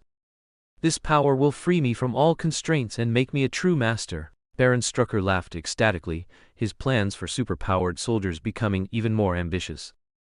"Doctor, restart the experiments. I want stronger superpowered soldiers.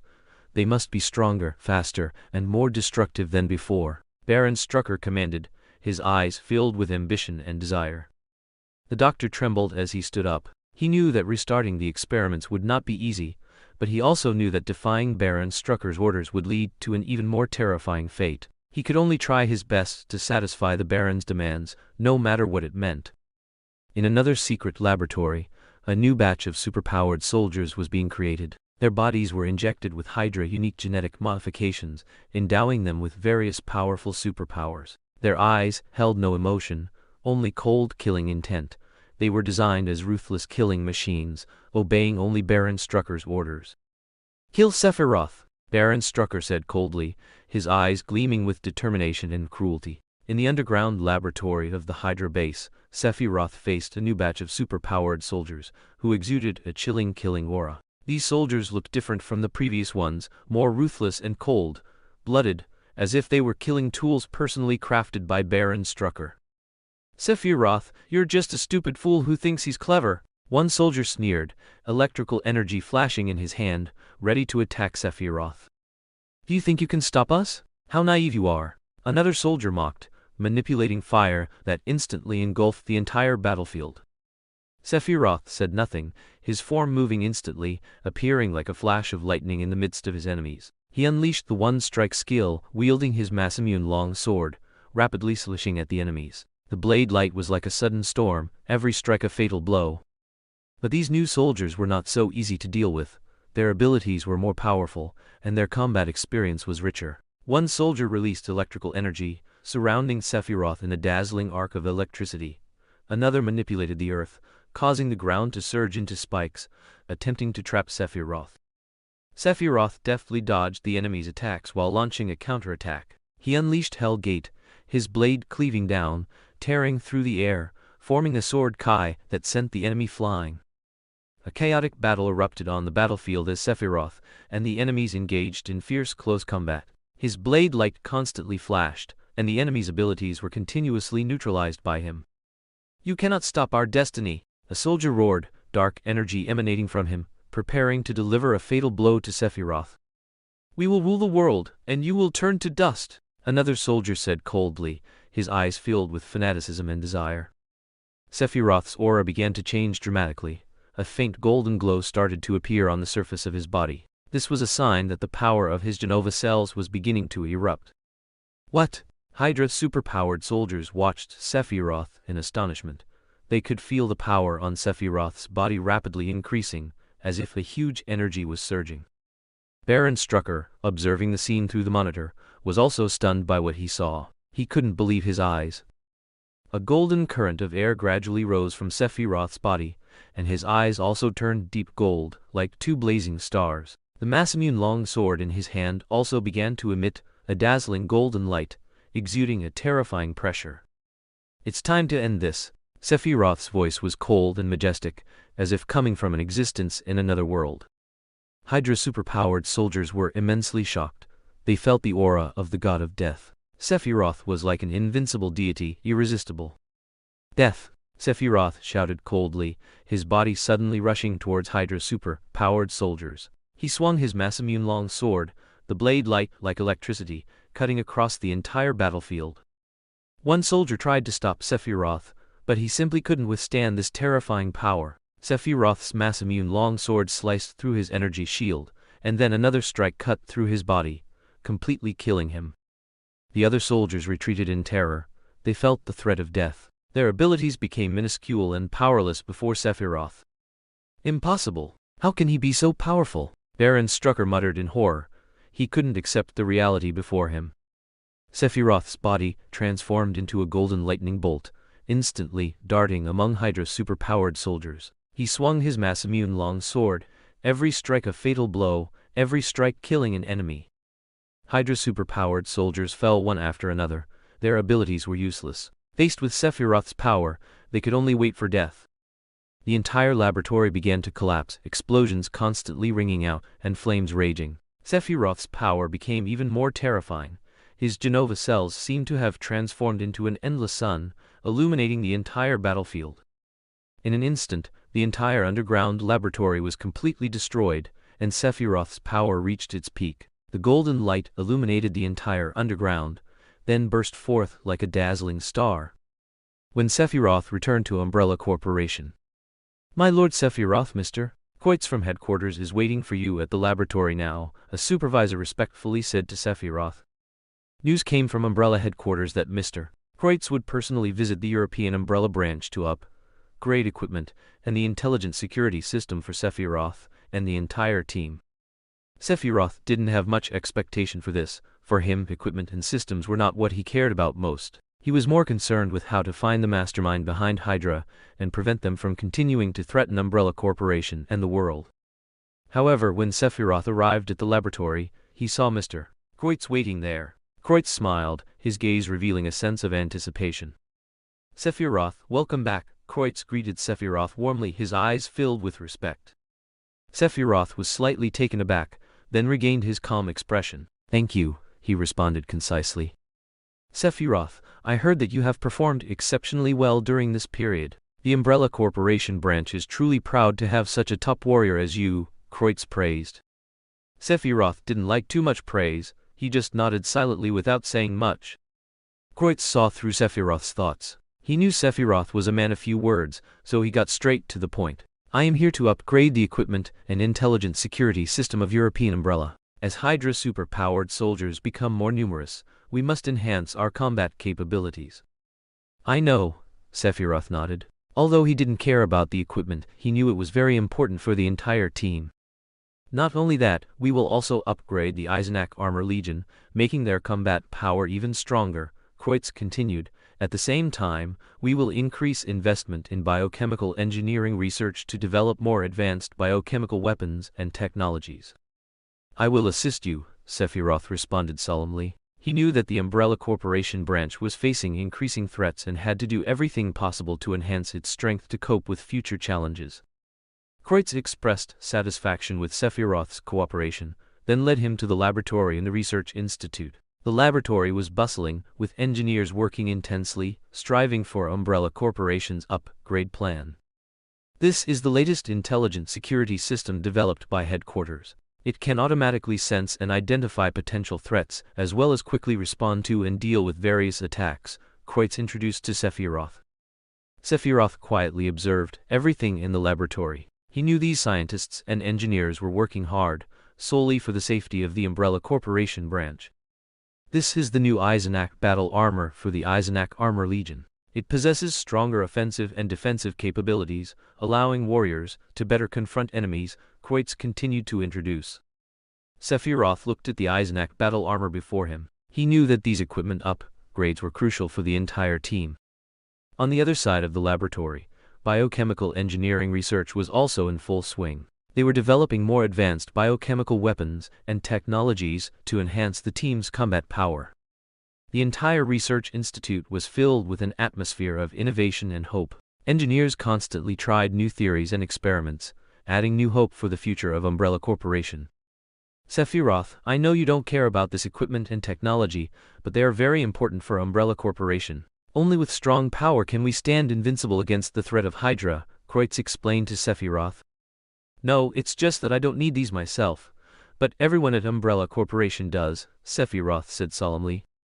After the great battle with the Chitauri, Tony Stark successfully thwarted the alien invasion threat. However, this battle left him with severe psychological trauma. He returned to his private villa in the Maldives and began a solitary journey. Every nightfall, Tony would be awakened by nightmares. Scenes from the battle constantly replayed in his mind, keeping him awake night after night. In his dreams, he saw the endless legions of the Chitauri, saw himself and his companions fighting alone, saw countless people sacrificed in battle and pepper pots. During the day, he tried to find solutions, working hard to keep himself busy. However, no matter how hard he tried, the nightmares of the night still lingered in his mind, unable to be shaken off. He began to alienate his friends, especially Pepper Potts, unwilling to share his troubles with her. He felt his heart becoming increasingly lonely, unable to communicate with anyone. In his villa in the Maldives, he locked himself in the laboratory, frantically conducting research. He tried to find a way to resolve his inner trauma through technology, but everything was in vain. His body and mind were exhausted, yet he couldn't stop, couldn't face his psychological problems. Pepper Potts noticed Tony's change. She was anxious to help him, but Tony always kept her at arm's length. He believed his problems could only be solved by himself, unwilling to let others see his vulnerable side. One night, he was awakened by a nightmare again. This time, his good friend Bruce Banner, Hulk, appeared in the dream, giving Tony a warning look, as if hinting at something. Tony was stunned. He realized that he had been escaping his inner problems, and these problems were precisely what he needed to face and resolve. The next day, Tony finally decided to face his inner self. The next morning, sunlight streamed through the window into the bedroom. Tony lay in bed, his eyes hazy. He had been awake all night, exhausted by nightmares. He knew he couldn't run away anymore. He had to face his inner fears and trauma. Pepper Potts walked into the bedroom and saw Tony's pale face and tired expression. Her heart ached for him. She quietly walked to the bedside, gently patted Tony's shoulder, and softly said, "Tony, are you all right?" Tony turned his head and looked into Pepper's eyes, which were filled with exhaustion and vulnerability. He finally let go of his long-held strength and arrogance, confiding in Pepper about his psychological trauma and the restless nightmares he had every night. He told her that after the Chitauri battle, he had been plagued by inner shadows, feeling unable to escape fear and anxiety. Pepper listened quietly, not interrupting him, just gently holding his hand, signaling that he needn't worry, she would always be by his side. "I feel like I can't go on like this," Tony's voice trembled slightly. "I've always been a strong Iron Man, but now I feel like I can't hold on." Pepper stroked his hair and softly said, "Tony, you are also a person, you have feelings, and you have the right to be afraid, to be vulnerable. You don't always have to play the role of a hero. We all know what a great and brave person you are, but you are also an ordinary person, with the same vulnerabilities and need for understanding as others." "But I don't want you to worry, I don't want you to see my vulnerable side," Tony said somewhat dejectedly. Pepper hugged him tightly and gently said, "I love you, whether you are the strong Iron Man or the vulnerable Tony Stark. You don't have to face all the pressure and pain alone. We are one, and we will always be together, facing everything together." Tony felt Pepper's warmth and comfort. He knew he wasn't alone. He had Pepper by his side supporting him. His eyes welled up. He had never thought he would be so vulnerable in front of someone else, but at this moment, he felt relieved and at peace. "Thank you, Pepper." Tony hugged her tightly, his voice full of gratitude and warmth. "With you by my side, I feel like I can overcome anything." Pepper gently patted his back and softly said, "Yes, we will always be together, facing all difficulties and challenges. You don't have to bear everything alone. I will always support you and walk with you through every moment." With Pepper's companionship, Tony began to receive psychological therapy, seeking inner balance. He also gradually opened up, starting to share his feelings with friends. They formed a small group, meeting regularly each week to talk and help each other relieve psychological pressure.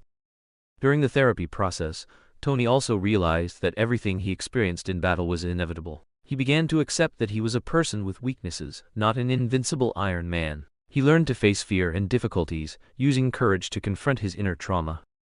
As time passed, Tony's nightmares gradually decreased, and he began to be able to sleep peacefully. He slowly emerged from the shadows, regaining his strength and confidence. He also realized that his friends and family were his strongest support, and only by joining hands with them could they face future challenges together. Meanwhile, terrorists known as extremist soldiers launched a series of terrorist attacks globally, causing countless deaths. The first attack occurred in a bustling commercial district. People were busy shopping and working when suddenly, a loud explosion rang out, and the entire block instantly plunged into chaos. Extremist soldiers detonated a powerful bomb, causing dozens of people to die on the spot, and many more were injured by the impact and shrapnel of the bomb. Screams, cries, and sirens intertwined, forming a terrifying scene.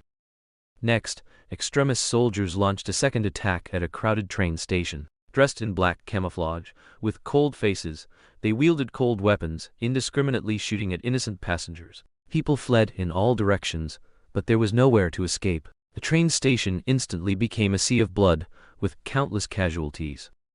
Soon after, extremist soldiers launched another terrorist attack at a bustling shopping center. They mingled with the crowd, then suddenly pulled out weapons and opened fire on the surrounding people. The shopping center was in chaos, with people frantically searching for places to take shelter. The actions of the extremist soldiers were like the arrival of a demon, making people feel endless fear and despair. The attacks by the extremist soldiers not only terrified ordinary citizens, but also left the government and military helpless. They tried to track and capture the extremist soldiers, but the extremist soldiers moved swiftly, disappearing like ghosts into thin air. War Machine Rhodey stood in the military command center, his eyes fixed on the extremist soldiers' movements displayed on the surveillance screen. The extremist soldiers' attacks left them feeling helpless, but Rhodey knew he had to step up, as it was his responsibility as War Machine and a soldier to protect the people from terrorists. "Rhodey, are you ready?" a general asked. "Ready," Rhodey replied firmly. Rhodey Rhodes, clad in his black War Machine armor, was tall and imposing, looking incredibly powerful. He had accepted the mission, determined to protect the people from the extremist soldiers. Intelligence revealed that the extremist soldiers' next target was a vital energy facility. Rhodey swiftly headed to the location, searching from the air. Soon after, he spotted traces of the extremist soldiers. They were moving towards the energy facility. Rhodey immediately landed in front of the extremist soldiers, and he solemnly declared, "Stop your acts of terror. Now drop all your weapons." The leader of the extremist soldiers sneered, "War Machine, you so-called guardians of justice are nothing but lackeys upholding the status quo. We, the extremist soldiers, are the true masters of this world. We will plunge the entire world into chaos and fear." Rhodey ignored the extremist soldiers' arrogance. He knew this was not the time for talk. He swiftly launched an attack, laser beams and missiles firing from the War Machine armor, heading straight for the extremist soldiers. The extremist soldiers unleashed a fierce assault, continuously releasing high-temperature energy towards Rhodey. Rhodey skillfully dodged the attacks while retaliating with the War Machine armor's firepower. Flashes of fire and explosions constantly erupted on the battlefield, creating a hellish scene. Rhodey's combat experience was extensive, and he knew that to defeat the extremist soldiers, he had to find their weaknesses. He observed the extremist soldiers' attack patterns and discovered that while their self-healing abilities were impressive, their attack range was limited. Therefore, Rhodey decided to maintain his distance and attack with the War Machine armor's long-range weapons. He maneuvered the War Machine, flying back and forth across the battlefield, continuously overwhelming the extremist soldiers with missiles and energy beams. Although the extremist soldiers were powerful, they had to frequently dodge Rhodey's War Machine firepower. However, the extremist soldiers were not so easily defeated. They displayed extraordinary vitality and regenerative abilities in combat, quickly recovering even from severe injuries. The battle entered a stalemate, and Rhodey realized he had to adopt a more aggressive tactic. He activated the War Machine's strongest weapons and launched a fierce attack. High-energy laser beams, electromagnetic pulses, and missiles fired simultaneously, instantly forming a destructive barrage. The extremist soldiers were completely suppressed by this fierce attack, finding themselves in a desperate situation, forced to dodge Rhodey's firepower everywhere. However, even under such a powerful assault, the extremist soldiers' vitality remained astonishing. Though injured, they were not defeated. Rhodey knew that such a battle could not continue indefinitely. He had to find a better way to deal with the extremist soldiers.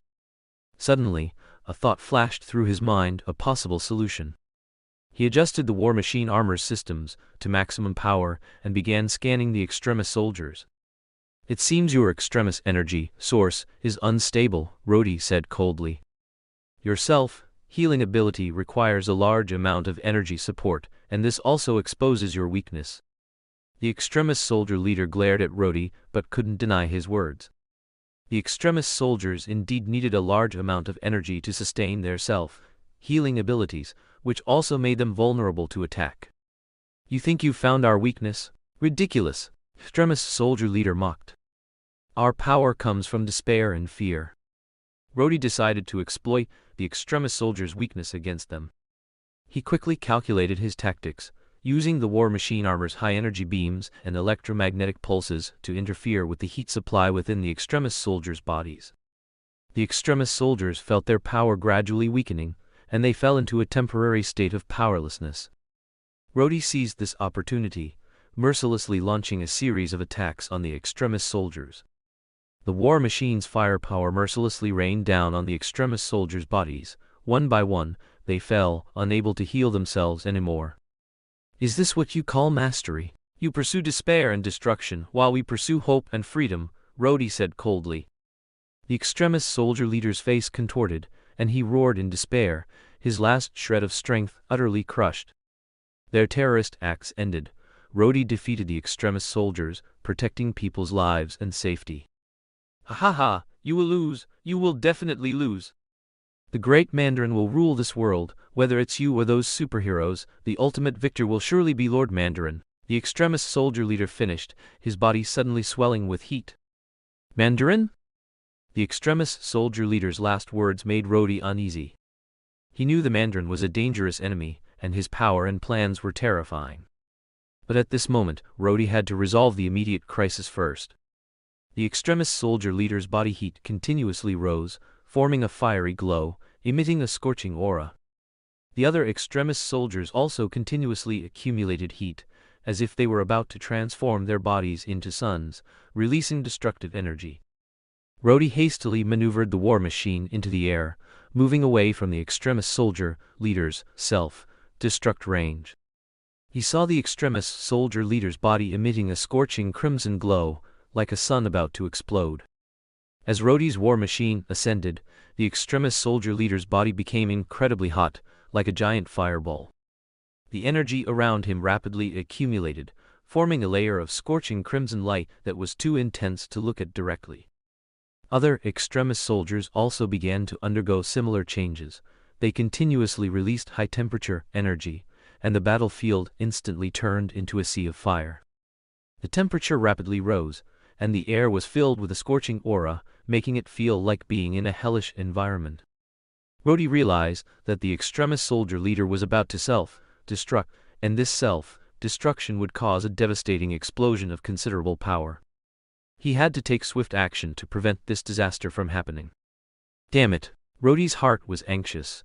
He maneuvered the war machine, trying to use a powerful electromagnetic pulse to interfere with the extremist soldier leader's energy.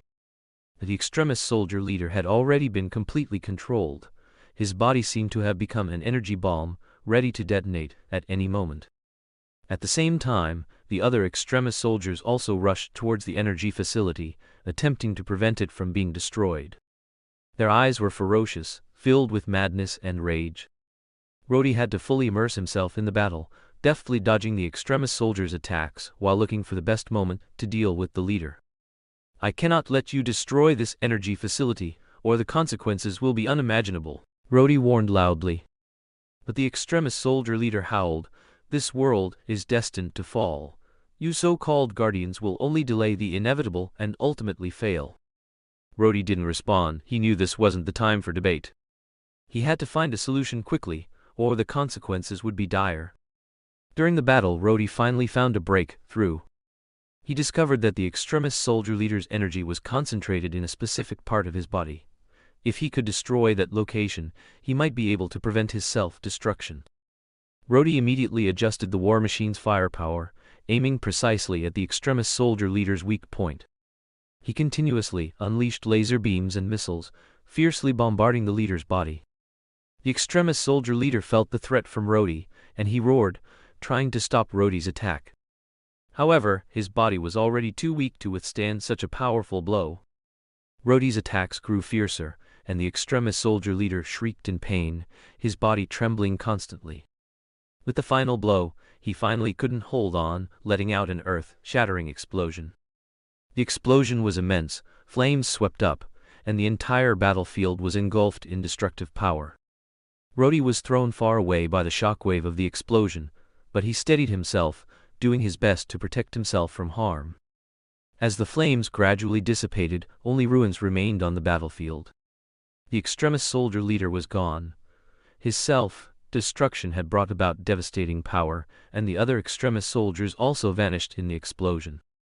Rhodey stood amidst the ruins, his war machine armor severely damaged, but he still stood tall. His gaze was firm. He knew that although this battle was won, the threat of the extremist soldiers had not been completely eliminated. "Mandarin, who exactly are you? What do you want?" Rhodey muttered to himself, his mind filled with questions.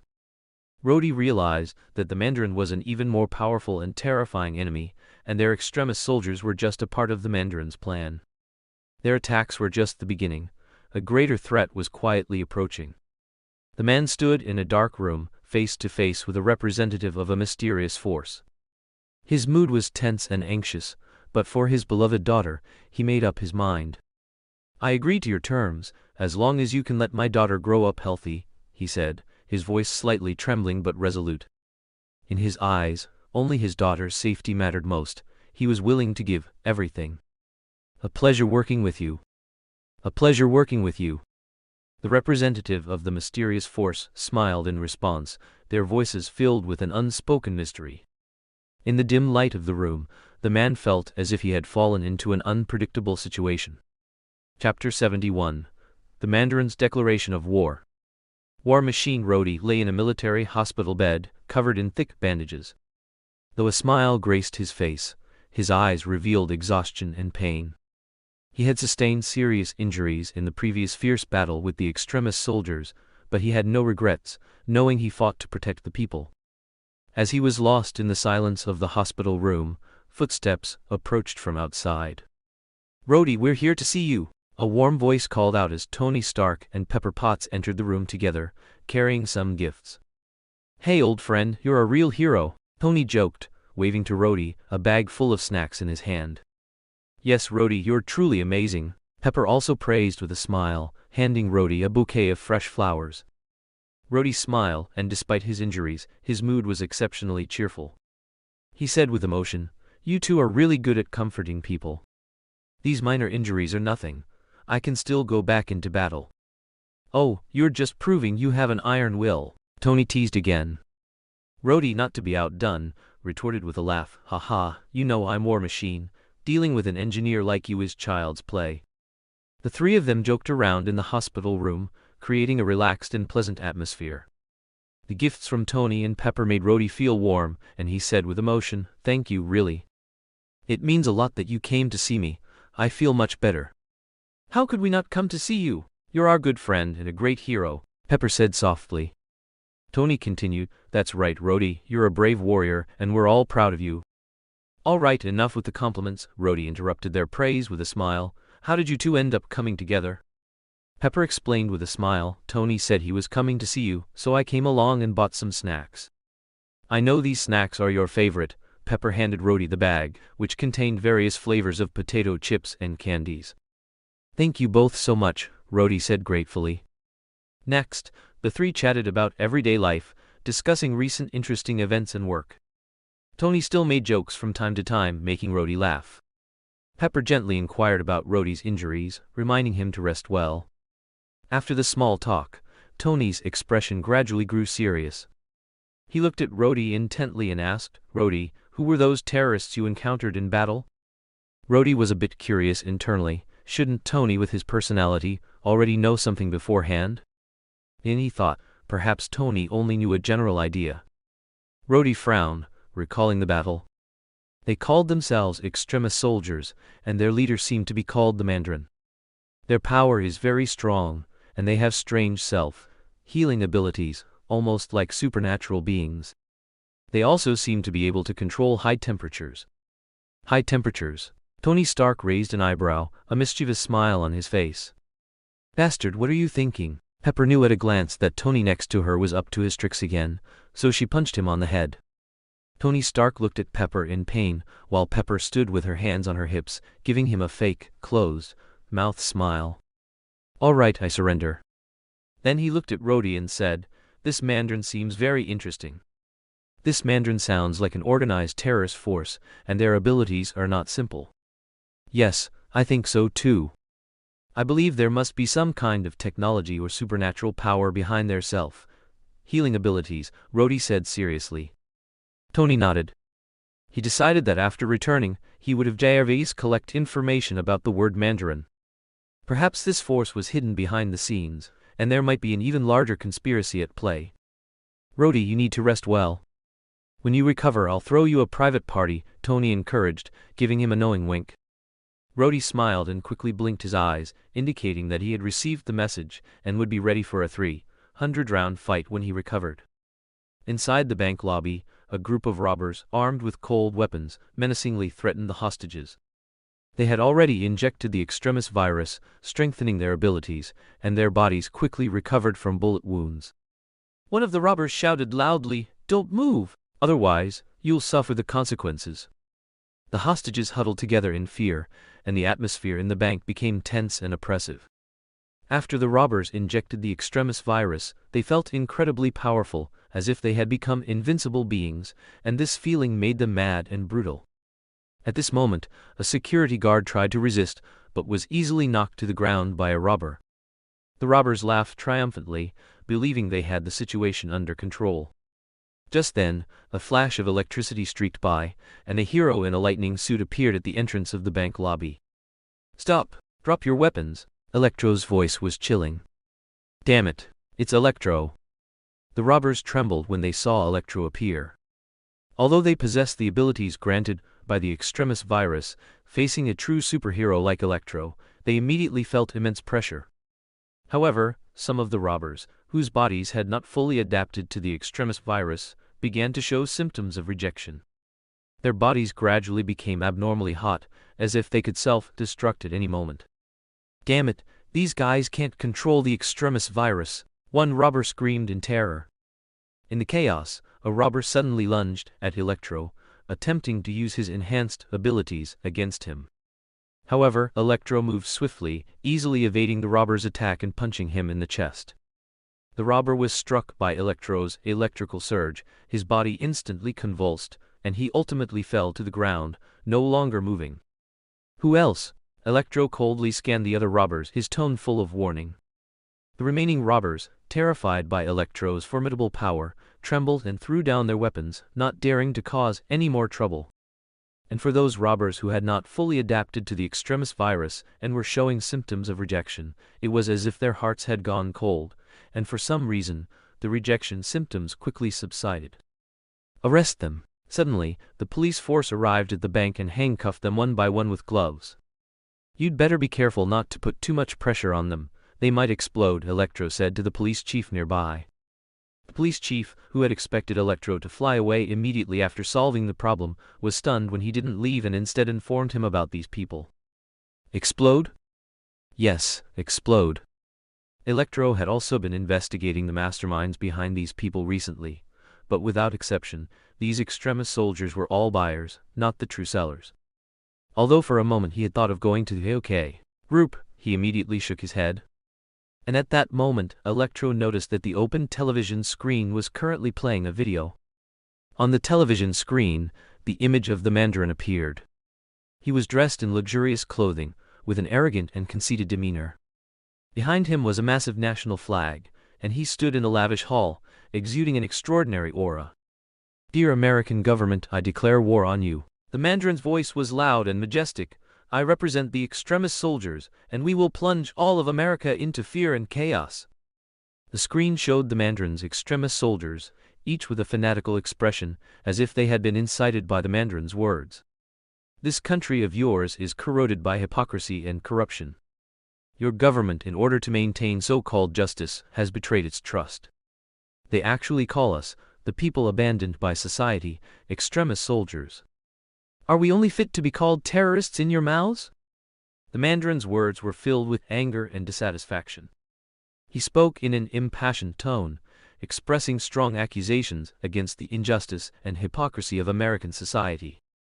"This country of yours is built on deception and lies. Your hero, Iron Man, is nothing but a liar, a hypocrite who manipulates people with technology and money." Then, the Mandarin stared intently at the screen, as if he wanted to speak to someone in particular. "War Machine, are you listening too?" The Mandarin turned to the other side of the screen, as if he could see with his eyes the location of everyone watching the television. "You are America's hero, but you cannot stop our advance. I will give you one last chance. Surrender and join us, or you will face destruction. Now it's time for you to pay the price." The Mandarin's voice changed, becoming cold and ruthless. "From now on, every Tuesday, I will display a scene that will fill you with terror, until your government submits to me, until you recognize this hypocritical society. I will make you tremble at my feet, make you taste despair. You are nothing but my pawns. I will make you witness the collapse of this nation." The Mandarin's voice grew louder and more piercing. The Mandarin's threat sent a chill through the hearts of all Americans. His terrorist attacks instilled fear in ordinary citizens, attracting widespread attention and panic. People watched in front of their televisions, feeling uneasy and afraid. In the military hospital room, Rhodey lay in bed, staring intently at the Mandarin on the television screen. He felt the Mandarin's desire for him in his words, as if, in the depths of his being, he was telling Rhodey that this opponent before him would be the most powerful enemy he had encountered to date. Chapter 72. The Snake Plan. Tony returned to his Malibu villa. Jarvis's voice rang out. "Welcome back, sir. Would you like to inquire about the Mandarin?" "Yes, Jarvis. I need to know everything about the Mandarin. His identity, his background, his goals, any clues we can find," Tony replied. Jarvis quickly initiated a search, and information about the Mandarin began to display on the screen. The Mandarin, true name, unknown identity, terrorists, true identity unconfirmed. He is an extremist who leads a terrorist organization called Extremist Soldiers. According to the search, the name Mandarin is a title for a high-ranking individual in an eastern country, known as an outstanding strategist and schemer. Tony frowned and continued to ask, "Does he have any other special titles or aliases?" Jarvis responded, "The Mandarin is the leader of the Extremist Soldiers. He is called the Savior and holds a revered position within the terrorist organization. He claims he wants to plunge the entire world into despair and chaos, to rule over everything." "Did you just get that from the internet?" Tony picked up an apple and threw it at the robotic arm controlled by Jarvis. "Yes, sir," Jarvis replied. Tony Stark took a bottle of wine from his freezer, poured a glass, and began to drink. At the same time, he pondered, realizing the danger and cunning of this enemy. The Mandarin's true identity had never been revealed. He seemed to deliberately hide everything, making it impossible for anyone to easily trace him. "Jarvis, continue to search for the Mandarin's movements. See if there are any other clues," Tony said. Jarvis continued the search, but quickly came to a conclusion that surprised Tony. "Mr. Tony, according to current data, we cannot obtain detailed information about the Mandarin. He seems to be like a ghost, his whereabouts difficult to track, all clues leading to nothingness." Tony's brow furrowed tightly. He sensed the Mandarin's hidden methods. This enemy was indeed extraordinary, making it impossible to guard against him. "All right, Jarvis. Continue to gather intelligence on the Extremist Soldiers and look for any information that might be related to the Mandarin. We cannot stop. We must find his weakness and stop his terrorist actions," Tony said, his gaze firm and resolute. Pepper Potts, back at Stark Industries working, received a call from her secretary. Aldrich Killian, whom she hadn't seen in a long time, actually wanted to meet her. So Pepper Potts tidied herself up slightly before returning to her office. Not long after, Aldrich Killian walked in. He was a robust, short-haired middle-aged man, dressed in formal business attire, looking very mysterious and imposing. Aldrich, long time no see, Pepper smiled, breaking the silence. Pepper, you look very well, Aldrich smiled in response, a hint of depth in his voice. What can I do for you? Pepper asked, feeling a bit confused by this sudden meeting. I heard you're fighting against the Mandarin's organization, is that right? Aldrich suddenly asked, his gaze sharp as he looked at Pepper. Pepper was slightly stunned, not expecting him to mention the Mandarin. She didn't know what Aldrich's relationship was with this mysterious terrorists. Yes, Pepper glanced at Aldrich and nodded. Aldrich nodded, his expression still unfathomable. You need more information to deal with the Mandarin, and I might be able to offer some help. Pepper looked at him in surprise. You know information about the Mandarin? I know some. In fact, I once had contact with him, Aldrich said, a hint of complex emotion in his tone. A hint of doubt and surprise arose in Pepper's heart. She hadn't expected Aldrich to have had contact with the Mandarin, but she knew this was an important clue, which might help them find the Mandarin's weakness. Please tell me everything you know, Pepper said, suppressing her inner surprise, her gaze firm. Aldrich took a deep breath and began to recount his past interactions with the Mandarin, as well as the Mandarin's identity and background. As his words unfolded, Pepper was shocked to discover that Extremis actually had some connection to Stark Industries. You mean Tony was involved in the formula for this Extremis? Pepper Potts's doubts instantly soared to their peak, and she began to feel suspicious of Aldrich, whom she hadn't seen in a long time and had originally felt quite good about. I only know that much, Aldrich said with a very sincere attitude. Then why did you? Pepper Potts paused, looking at him. At that time, I was down and out. I thought I could gain Tony's appreciation, but Aldrich's expression was a bit bitter, somewhat difficult to articulate. Pepper Potts knew about Tony's reputation at the time, so she immediately felt a little pity and understanding for Aldrich. She understood that Aldrich at the time might have been swayed by momentary impulse and misguided. I know I was wrong now, Pepper. I regret my decision back then, and I hope to help you fight against the Mandarin and the Extremis soldiers, Aldrich said, his gaze firm and sincere. Do you know the Mandarin's plan? What exactly does he want to do? Pepper asked, eager for more information to confront this mysterious enemy. Aldrich nodded. The Mandarin seems to crave control over the entire world. His ultimate goal is to plunge the world into chaos and despair, to make everyone submit to his rule. He commands a powerful Extremis soldiers, terrorist organization. These people have been injected with Extremis and have become powerful and uncontrollable. Extremis soldiers, Pepper frowned. Aldrich, are you willing to help us? Pepper asked.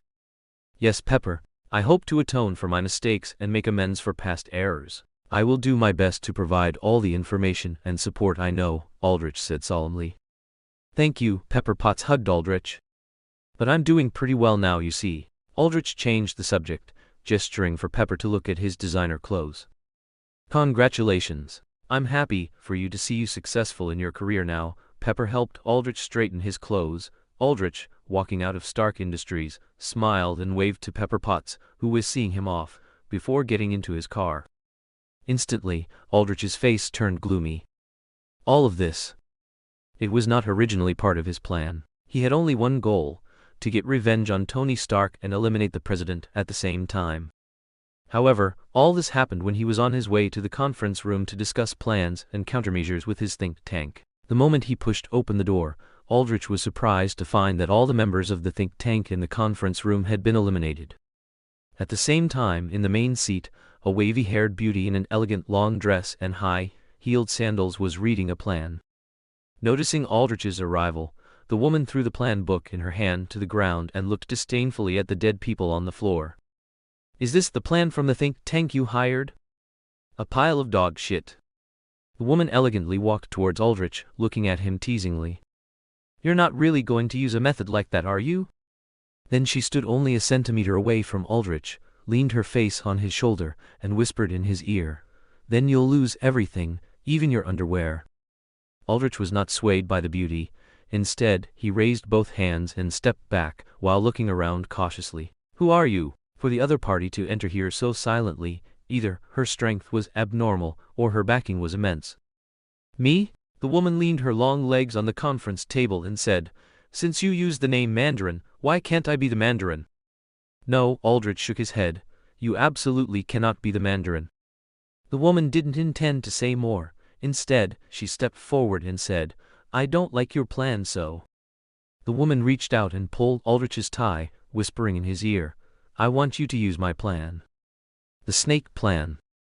Aldrich came back to his senses, wondering deep down if he should really continue cooperating with such a mysterious organization whose situation he didn't understand. However, Aldrich also thought of the resources and connections the other party provided. Then let's see who laughs last. Aldrich's face was twisted, the heat of extremis surging within him. It seems it's time to send some gifts to Tony Stark. Baker looked at the Mandarin's declaration of war against America, and the veiled hints in his words towards Iron Man and War Machine, smiling wickedly. And here with Nathan Hawke. Nathan Hawke was currently frowning at his secretary. The secretary's words made him feel a conspiracy, and he immediately issued an order for his employees to strictly avoid mentioning this topic within the company. The IRS would actually come to the company to inquire about corporate tax issues? This made him smell a conspiracy. Recently, besides Electro, who was fighting crime and truly acting as a superhero, everyone else was either preparing for new movies, cultivating, or engaged in scientific research. Even Nathan Hawke himself was diligently cultivating his various abilities and hadn't paid much attention to the outside world. Although he had acquired a lot of technology, the development after research completion and cost suppression to achieve stable quality was a protracted war. Don't look at Ivan Vanko having many Iron Man armors in wank technology at the time. After Nathan Hawke investigated, he found that, except for a very few armors developed with excellent materials and technology, most of them were substandard, with performance far below his expectations. The IRS inquiry might just be a smokescreen. It's very likely that someone is manipulating things behind the scenes. Nathan Hawke frowned. He attached great importance to the company's operations and would never allow anyone to harm the company. America Chavez was leaving. At the Umbrella Corporation experimental facility, America Chavez thanked Nathan Hawke and Jean Jai Lingma, saying, "Thank you, Big Brother Nathan and Big Brother Jean Jai Lingma, for taking care of me during this time." America Chavez's eyes revealed deep reluctance. Although she hadn't had much in-depth contact with Nathan Hawke and his group since arriving in this world, this period of time in this world could be said to be the most stable, comfortable, and enjoyable. And this also made America Chavez even more determined to leave. "Are you really not considering taking the Eisenach battle armor?" Jean Jai Lingma asked. America Chavez shook her head firmly, saying, "No, I want to properly train my abilities." "All right then, but you must wear this." Jean Jai Lingma threw an artificial intelligence watch over. Seeing her take it, he said, "It's a weak artificial intelligence. I can't give you a full artificial intelligence with this size." Thank you so much," America Chavez said gratefully. Nathan Hawke glanced at Jean Jai Lingma, who tilted his head in response. Watching America Chavez fail to open a portal 5 times before finally succeeding on the 6th attempt, looking a bit embarrassed, Nathan Hawke waved goodbye, saying, "Come visit often when you have time." Hearing this, America Chavez stumbled, then waved her arms widely to bid them farewell. After America Chavez had left, Jean Jai Lingma gestured for Nathan Hawke to join him, and Nathan Hawke was also curious about what this guy was up to. Jean Jai Lingma sat on the sofa in the experimental facility, and, facing Nathan Hawke, began to explain his theories about parallel universes and the multiverse. "Boss, you told me that parallel universes exist in this world, and at first I was half believing. But the longer I lived in this world, the more interested I became in this concept and conducted some research," Jean Jai Lingma said. He leaned back on the sofa, looking relaxed and confident, and continued, "According to the theories I understand, parallel universes refer to multiple universes that are similar to our universe but independent of each other. Each parallel universe has a different history, different decisions and choices, and different developments in reality. So every choice and decision leads to a different branched universe," Nathan Hawke said. Jean Jai Lingma nodded, "Exactly. Every possible choice creates a branched universe. For example, at a certain point in time, you can choose to go left or you can choose to go right. These 2 choices will lead to 2 different parallel universes, where you go left in one universe and right in another. Then that means there are countless parallel universes, each with a different reality. According to theory, the number of parallel universes is almost infinite. Each universe is an independent reality, containing its own unique history, civilization, and life forms. These universes exist in parallel and do not interfere with each other. So, can these parallel universes travel between each other? Don Jilingma then posed this question. Don Jilingma thought for a moment. According to current research, the possibility of travel between parallel universes exists, but to achieve such travel, specific energy or technology is required. In the real world, we have not yet found conclusive evidence to prove whether parallel universes can truly connect with each other. Ryoma, what specific research and understanding do you have regarding parallel universes? Nathan Hawke asked curiously. Don Jilingma smiled and said, Boss, I've studied many theories and stories about parallel universes. Some theories suggest that parallel universes might intersect and influence each other, like a complex spiderweb, where each node connects to countless branches. And some stories depict adventures across parallel universes, where people can enter other universes through some means to explore different realities and worlds. Oh right, you said America wants to train her abilities. What do you think of her potential? Nathan Hawke suddenly remembered the previous topic. Don Jilingma immediately became somewhat mysterious. Boss, America is a very special being. Her ability is unique. She can travel between different parallel universes. Her ability allows her to freely travel between different parallel universes. She can go to other universes to find resources and also learn about the knowledge and technology of other universes. That's truly an incredible ability, Nathan Hawke exclaimed. She's a very talented individual with great potential. However, with her sense of justice, she wouldn't be able to do such things. Nathan Hawke shook his head. Yes, I think so too. She is a very special girl, and I believe she will achieve great things in the future, Don Jilingma said. The two paused their discussion on this topic. Tell me, did you add something extra to the watch? Knowing Don Jilingma well, he confidently concluded that the other party had added something extra to the watch. Don Jilingma heard Nathan Hawke's words and revealed a mysterious smile. Boss truly understands me. Of course, Nathan Hawke also smiled, but what are you doing? Don Jilingma pulled a miniature crystal from his pocket and said with a smile, I added this crystal to the watch. It's a device for storing and transmitting information. America is leaving now, and I think leaving this crystal in her watch can help her better explore other parallel universes and acquire more resources and knowledge. Then you'd better pray that she doesn't break the watch and can return in the future. Hey, just a small contingency. Next was another topic. Don Jilingma looked surprised, then walked to his command center. Sage. Yes, Mr. Don Jilingma, an electronic synthetic voice sounded, and a pixelated machine face appeared on the screen. Is our artificial intelligence deployment ready? Nathan Hawke said after seeing this scene. The headquarters is almost deployed, just waiting for the European branch, Don Jilingma replied, then said to Sage, collect the latest news from RIS. Sage immediately displayed the latest news from RIS. According to the latest intelligence, RIS recently began investigating a company called Stark Industries regarding the company's tax issues. They suspect Stark Industries of tax irregularities and are intensifying their investigation. Tony Stark's company also has RIS knocking on its door? Nathan Hawke was not aware of this. Yes, according to this morning's records, after RIS approached Stark Industries, there was another incident where Tony Stark issued a challenge to the terrorist organization Mandarin on camera, Sage replied. Do you have a video? Nathan Hawke said. Yes, President Nathan Hawke, Sage replied, then played a video. In the video, he stood in front of the gate of Stark Industries. Reporters held various voice recorders and cameras, eagerly asking about the RIS investigation and the Mandarin's declaration of war. Amidst a cacophony of voices, reporters eagerly posed their questions. Mr. Stark, we hear that RIS is conducting a tax investigation into Stark Industries. What is your response to this? Tony Stark smiled, appearing very composed. He nodded slightly and replied, regarding the RIS investigation, we will fully cooperate and ensure that all tax documents and information are compliant. As a responsible enterprise, Stark Industries has always complied with all tax laws and regulations. Then, do you believe this investigation is a deliberate setup against Stark Industries? Another reporter immediately followed up. Tony smiled and shook his head. We will not casually speculate on others' intentions.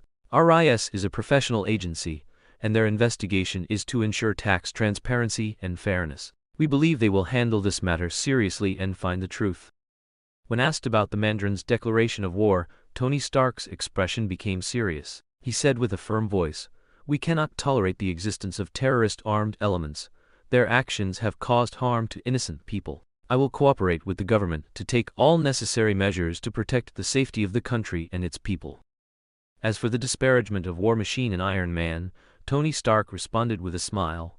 "People always have different views and opinions. I believe my actions and decisions will ultimately prove him wrong."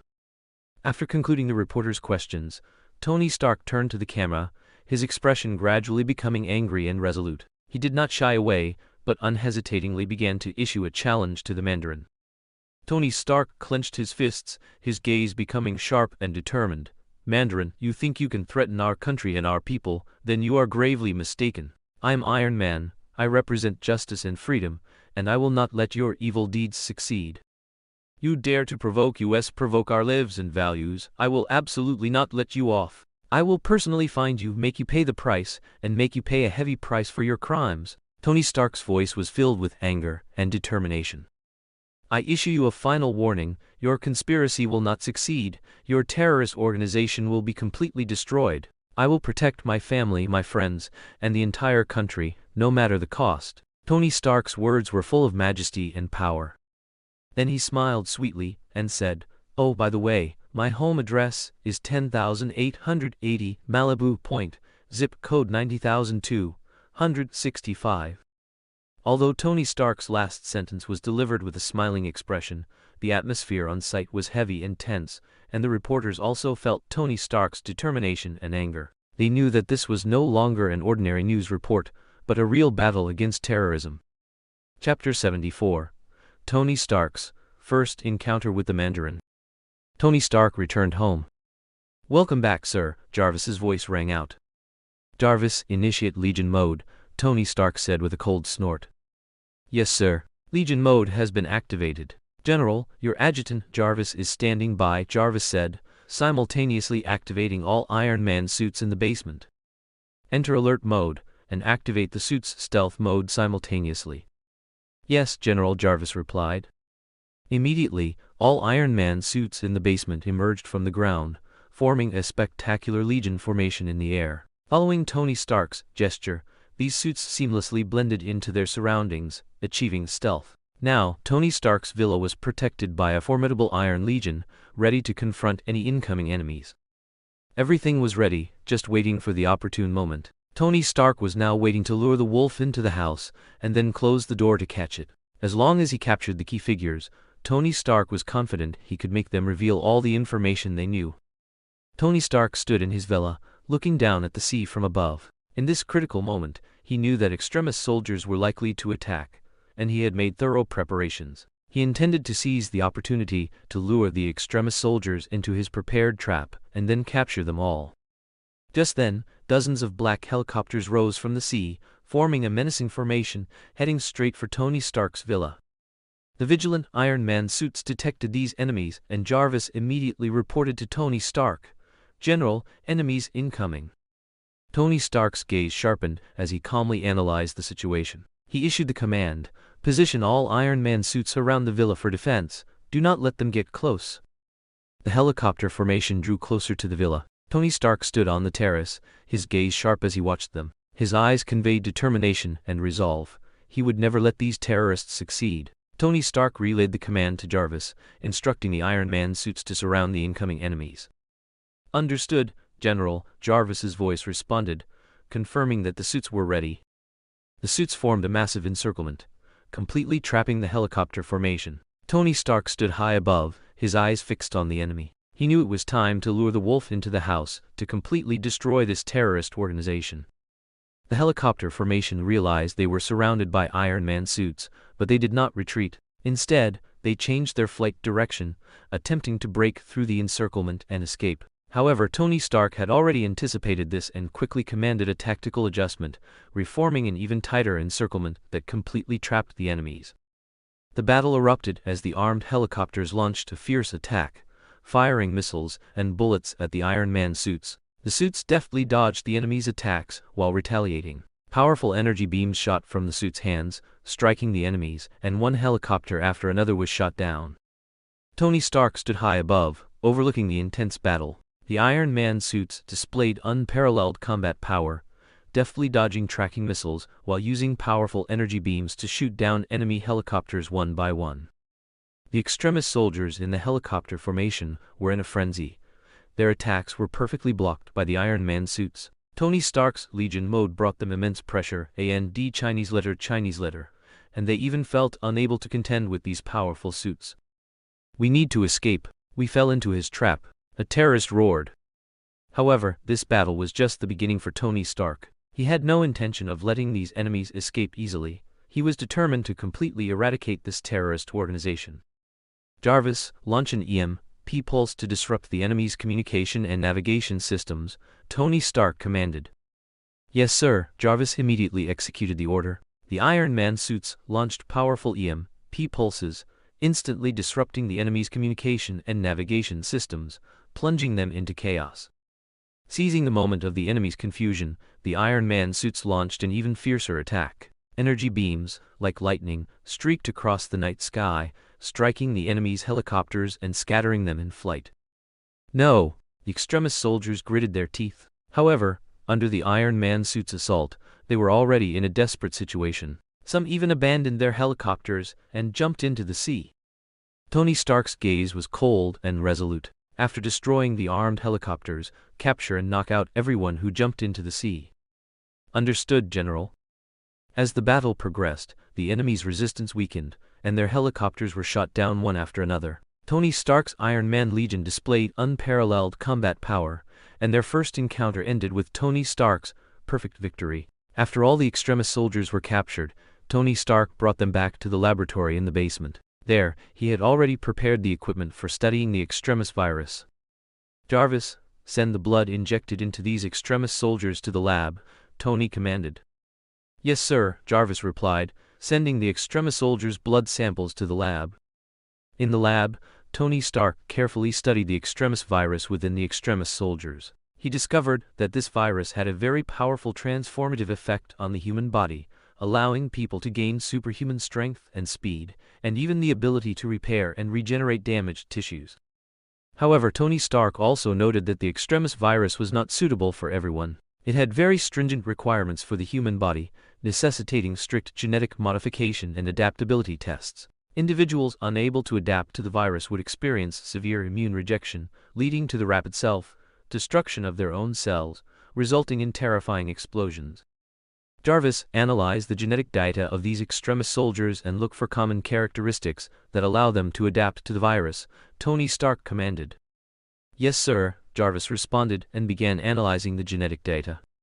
Tony Stark was engrossed in his research, understanding that if he could find the common characteristics that allowed adaptation to the extremist virus, he could better understand the virus and provide more effective means to combat the terrorist organization. After a period of analysis, Jarvis finally reached a conclusion. "Sir, based on genetic data analysis, these extremist soldiers all possess specific gene sequences that enable them to adapt to the extremist virus's modifications." "Very good, Jarvis," Tony Stark nodded approvingly. "We now know their weakness. If we can find these common characteristics, we can specifically combat this extremist virus." Tony Stark continued his in-depth research, hoping to find more clues from the extremist soldiers' genes. Under his guidance, Jarvis conducted further simulated experiments on the extremist virus and found some potentially effective antidote directions. "General, based on the current data, I have calculated a possible antidote formula." Jarvis presented the calculation results to Tony Stark. Tony Stark carefully read the antidote formula presented by Jarvis, then nodded.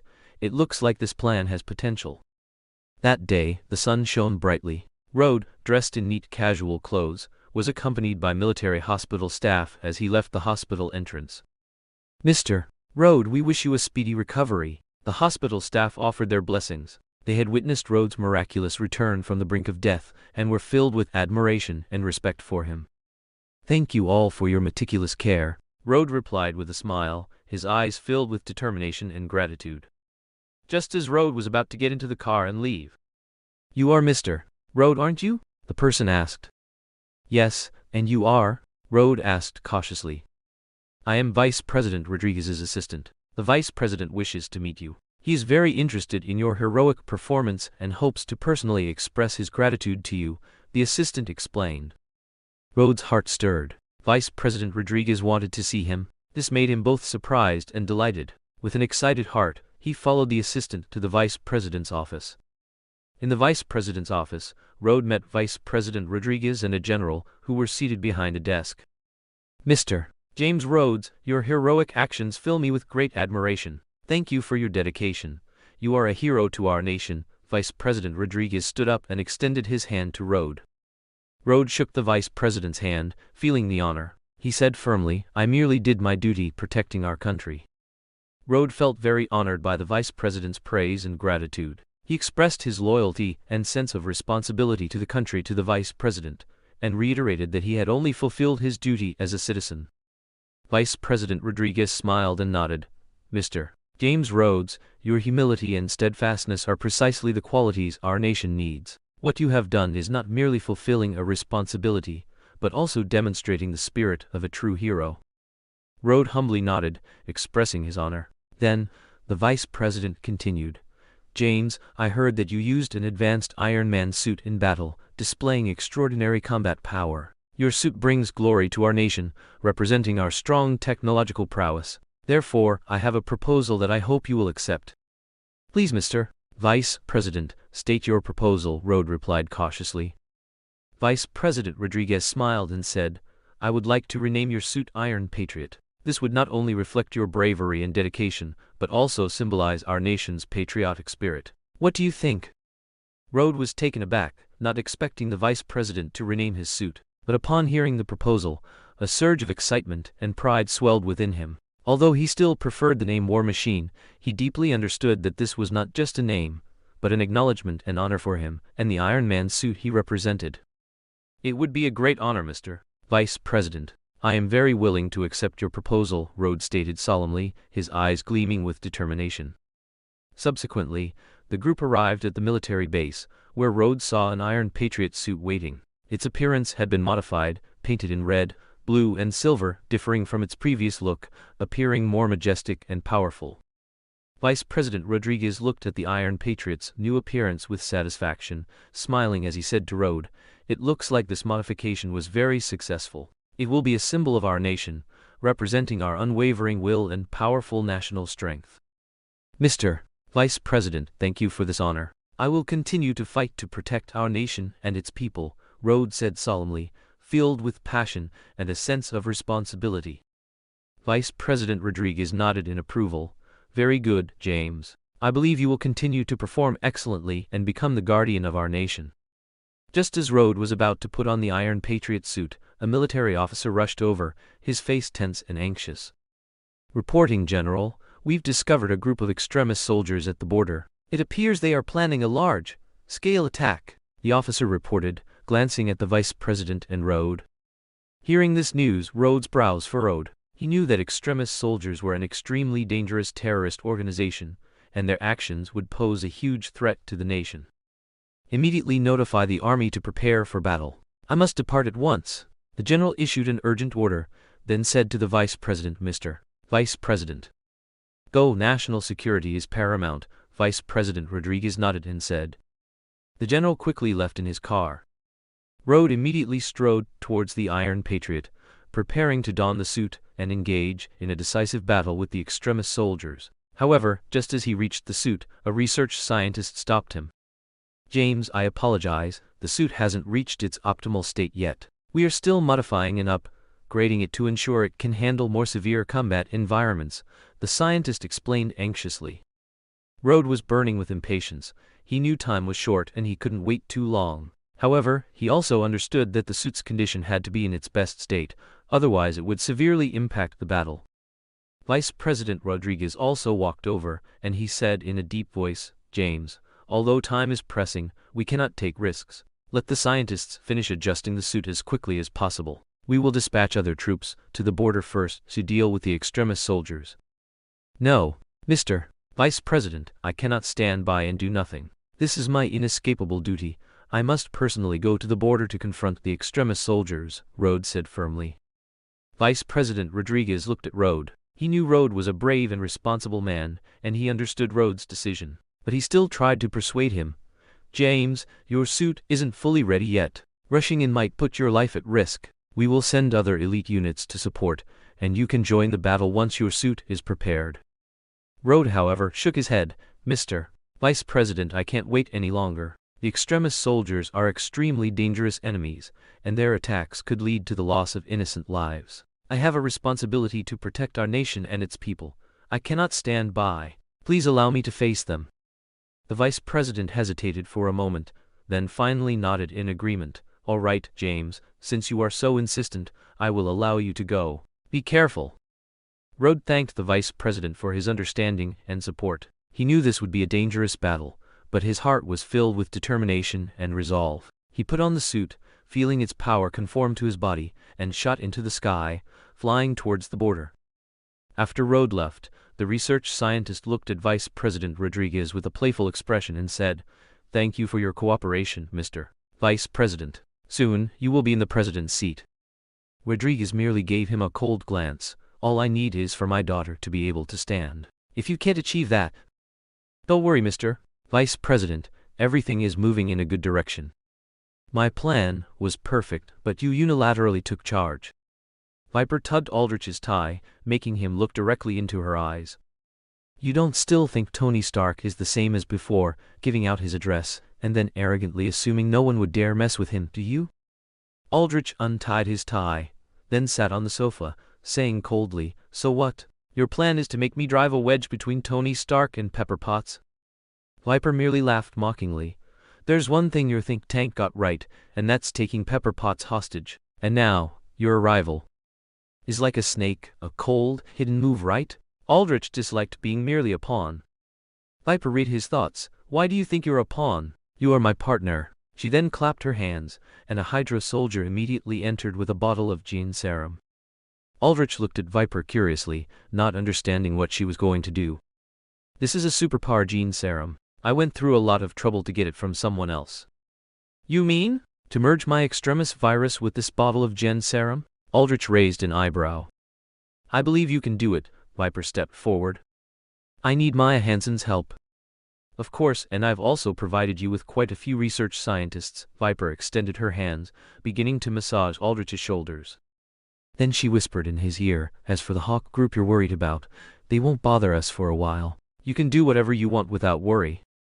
Aldrich felt Viper's hands gently stroking his shoulders, and at the same time, listening to her words, a complex feeling arose in his heart. Viper's plan was indeed clever, but he also understood the risks and costs involved. "All right, I'll do my best to complete your plan." Aldrich finally decided to cooperate with Viper and work with her. He knew that Viper had long-term plans, and his cooperation with Maya Hansen would be key to the entire scheme. "However, I need time for experiments and research. This synthesis won't happen overnight," Aldrich reminded Viper, emphasizing that it wouldn't be an easy task. Viper smiled and nodded. "I understand. You just need to do your best. We have plenty of time, as long as we can successfully synthesize the superpower gene extremis virus in the end, that will be enough." Thus, with the cooperation of Hydra soldiers, Aldrich and Maya Hansen began complex research and experiments. They conducted fusion experiments with the extremis virus and the superpower gene serum, attempting to create even more powerful super soldiers. Throughout the process, Viper closely monitored the progress and continuously provided support and resources. Her plan was gradually unfolding, and Aldrich and Maya Hansen became indispensable key figures in this plan. As time went on, the research made some progress, but also faced some challenges. The fusion of the extremis virus and the superpower gene serum was not a simple matter. It carried significant risks, and failure could lead to devastating consequences. However, Aldrich and Maya Hansen did not back down. They dedicated all their energy and perseverance, striving to solve every problem, constantly conducting experiments and making improvements. During this process, they gradually discovered some interesting phenomena. The extremis virus and the superpower gene serum, during the fusion process, seemed to establish a balance with each other, resulting in super soldiers that possessed greater abilities than either the standalone extremis virus or the superpower gene. At the same time, Viper's plan gradually revealed a greater ambition. She not only hoped to create powerful super soldiers, but also planned to use these soldiers to achieve broader goals, influencing national and global situations. Nathan Hawke sat in his office, watching the latest developments in the global situation. The Mandarin's extremist soldiers launched a series of terrorist attacks on Tuesday. On Tuesday, the Mandarin's extremist soldiers indeed launched multiple terrorist attacks, which had a huge impact worldwide. Although the Hawke group had dispatched superheroes to various locations for support, casualties caused by the extremist soldiers still occurred. Furthermore, a large number of unfavorable comments about the Hawke group emerged online, escalating and causing severe damage to the company's reputation and image. However, in reality, the situation was not at all as described online. Nathan knew that this action by the extremist soldiers was a direct challenge to the Hawke group. Their goal was not just to create terror, but also to distort the Hawke group's image in public opinion, making it a negative target of global attention. He convened the senior leadership of the Hawke group for an emergency strategic meeting. In the meeting, they collectively analyzed the current situation and discussed solutions to deal with the extremist soldiers. We cannot allow the extremist soldiers to continue spreading rumors and negative information online, Nathan said. We must strengthen our social media presence, publish the true situation, and let the public understand everything we are doing and the efforts our heroes are making. The senior leaders nodded in agreement, realizing this was an effective counter-strategy. They decided to strengthen the public relations team and collaborate with the media to convey the Hawke group's positive image and contributions to the public. At the same time, they also decided to intensify their efforts against the extremist soldiers. Nathan demanded coordinated global action, mobilizing all available resources to jointly combat this threat. Back in his office, Nathan Hawke watched Hawkeye being brought in by his secretary. "Have a seat. What would you like to drink?" "A cold fruit juice, please, thank you." Hawkeye sat on the sofa, ready to discuss the upcoming matters with Nathan Hawke. Nathan Hawke sat in his spacious office, gravely observing Hawkeye, who stood before him. Hawke, a top agent of SHIELD, his presence made Nathan realize the importance of this meeting. "A glass of iced juice, please, thank you," Hawke replied politely, sitting on the comfortable sofa, his expression calm and focused. Nathan Hawke nodded, signaling his secretary to pour juice for Hawkeye before leaving the office. He knew Hawkeye wouldn't come to him for a minor issue, especially after the recent terrorist attacks by Mandarin's extremist soldiers. "Mr. Nathan, we've recently been dealing with terrorist attacks by extremist soldiers globally, and we're severely understaffed," Hawkeye stated directly. "Yes, the situation is indeed grim." Nathan took a deep breath. "We've already dispatched superheroes to various locations for support, but the scale and frequency of the extremist soldiers' actions are overwhelming us." "Exactly, that's why I'd like your superheroes to focus solely on America," Hawkeye continued to explain. "As for the situation in other countries, SHIELD will handle it." Nathan Hawke was silent for a moment, then asked, "Why this arrangement? Is SHIELD not strong enough?" A flicker of hesitation crossed Hawkeye's eyes, then he answered frankly, "The truth is, we suspect there might be an insider within SHIELD." Nathan Hawke's brow furrowed slightly. He understood the gravity of the situation. "Are you saying that the extremist soldiers are able to operate freely within America because someone is leaking information?" "Yes, every time we plan to apprehend extremist soldiers, the enemy always seems to know in advance. We can only capture some small-scale targets, but we haven't truly caught the big figures behind the scenes," Hawkeye explained. "This is not good." Nathan Hawke feigned a heavy heart, knowing that a larger conspiracy lay behind the extremist soldiers' terrorist actions. "So, we hope to concentrate our efforts on dealing with extremist soldiers in other countries and leave the situation in America to your superheroes. By cooperating, we believe we can better combat the extremist soldiers," Hawkeye proposed. Nathan Hawke considered it for a moment, then agreed with Hawkeye's suggestion. "All right, I'll inform them to prioritize the extremist soldier situation here in America." "Thank you, Mr. Nathan," Hawkeye nodded to Nathan, his expression resolute. After Hawkeye left, Shadow came before Nathan Hawke didn't find anyone. "You've worked hard. Would you like something to drink?" Nathan Hawke asked. "Thank you, no need," Shadow said. "If you want to go, then go." "There's nothing much happening lately," Nathan Hawke said seriously. Shadow nodded, then vanished directly in a phantom image. Nathan Hawke, meanwhile, sat on the sofa, drinking his beverage, his dress shoes propped on the table. "It seems Aldrich is colluding with Hydra. How interesting. However, this style of action doesn't seem like the work of Pierce and Baron Strucker," so it must be the work of other Hydra members. I'm truly looking forward to the mystery being unveiled. On the other side, Pepper Potts, who had already informed Tony Stark about Aldrich and Mandarin, arrived at Tony Stark's villa after settling the Hawke group's affairs. "Good evening, Miss Pepper," Jarvis's voice appeared. "Hello, Jarvis, where's Tony?" Pepper Potts asked. "He's in the laboratory conducting an experiment with Miss Helen Zhao," Jarvis said. "Helen Zhao?" Pepper Potts's eyes narrowed slightly, asking in surprise. "Yes, MS. Helen Zhao is Sir's friend," Jarvis replied. "I see," Pepper Potts subconsciously nodded, then cautiously walked towards the laboratory. Pepper Potts pushed open the laboratory door and saw Tony Stark intently conducting an experiment with a young woman named Helen Zhao. Helen Zhao was a young woman with an Asian face, appearing very intelligent and focused. "Tony, I'm here," Pepper Potts said softly, trying not to disturb their experiment. Tony turned his head, a bright smile on his face. "Pepper, you're here. This is Helen Zhao. We're working on a new technology project together." Helen Zhao nodded slightly, welcoming Pepper Potts. "Hello, Miss Pepper. I've heard Mr. Tony mention you. It's a pleasure to finally meet you." "Hello, MS. Helen Zhao," Pepper responded politely, filled with curiosity about this young woman. She knew Tony didn't often collaborate with strangers. Anyone working with him on an experiment must be very special.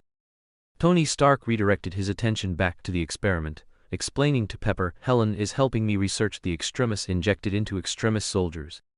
She's an excellent scientist, with in-depth research in biology and virology."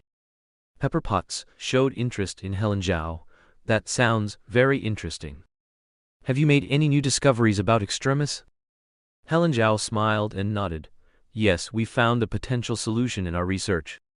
Extremis seems to have a self-regulating property, allowing it to stably exist and continuously evolve within the host body. We are currently looking for a way to interfere with extremis's self-regulating mechanism, thereby weakening its attack power, or even making it self-destruct." Tony then explained, "Our goal is to find a way to weaken the activity of extremis, or even completely destroy it. This way, the extremis soldiers will no longer pose a threat." Helen Zhao nodded, presenting an experimental report. "In our experiments, we found that the self-regulation of extremis is primarily achieved through a special protein. We are currently trying to synthesize a special viral inhibitor, hoping to interfere with the function of this protein, thereby weakening the activity of extremis." Tony Stark's eyes lit up with excitement after hearing Helen Zhao's experimental report. "If we can find an effective way to weaken extremis, then the extremis soldiers will no longer pose a threat." He began to busy himself in the laboratory, pulling up several computer screens displaying various data and charts. Helen Zhao also joined the experiment. She and Tony analyzed the characteristics and behavior of extremis, trying to find a suitable solution. Pepper Potts stood quietly to the side, watching the two of them work intensely and focused. She knew this was a daunting task, but if anyone could successfully combat the extremis soldiers and extremis, it would be Tony Stark and his team. After several hours of intense research and experimentation, Tony Stark and Helen Zhao finally had some groundbreaking discoveries.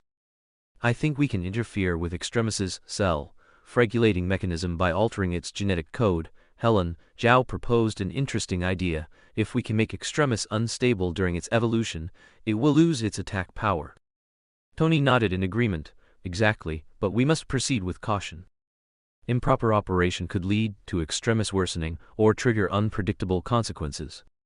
He then made an amplifying gesture. "That would be an explosion." "Yes, we must be careful. I will continue with simulations and experiments to see if we can find a safe and effective method," Helen Zhao stated. Tony Stark patted Helen Zhao on the shoulder. "You're doing great, Helen. I believe we can find a solution." Pepper Potts watched their seamless cooperation, feeling proud of them. "We need to make a break through as soon as possible, and then prepare to create an antidote to counter extremis," Tony Stark said to Pepper Potts. "Once the antidote is prepared, we can inject it into the bodies of the extremis soldiers, allowing them to revert to ordinary people." Pepper listened from the side, nodding in agreement and softly saying, "Yes, this will be a powerful means to strip the extremis soldiers of their superpowers, making them ordinary and harmless. We cannot allow the extremis soldiers to continue causing terror and destruction." Tony and Helen Zhao continued their intensive experiments and research, constantly optimizing their plans and searching for the safest and most efficient solution. The entire development process was not easy, but they both knew that success would be a huge victory against the extremist soldiers. Pepper, Tony Stark said. Yes, is there anything you need help with? Pepper Potts, who had originally been leaning on the sofa feeling a bit tired, immediately stood up, wide awake, and asked upon hearing Tony's voice. I need you to go to the Hawke group, ideally to have Nathan Hawke come here and at the same time, give Rhodes a call to come over. I remember he was discharged from the hospital, and please tell him I'm sorry. I was too busy the day he was discharged, Tony Stark said while simultaneously operating other things. Leave it to me, I'll go right away. Pepper Potts was about to leave when Pepper, Tony Stark looked at her, hesitant to speak. What's wrong? Pepper Potts asked curiously. At this moment, she looked very cute in Tony's eyes. Tony Stark chuckled and cursed, idiot, it's already dark.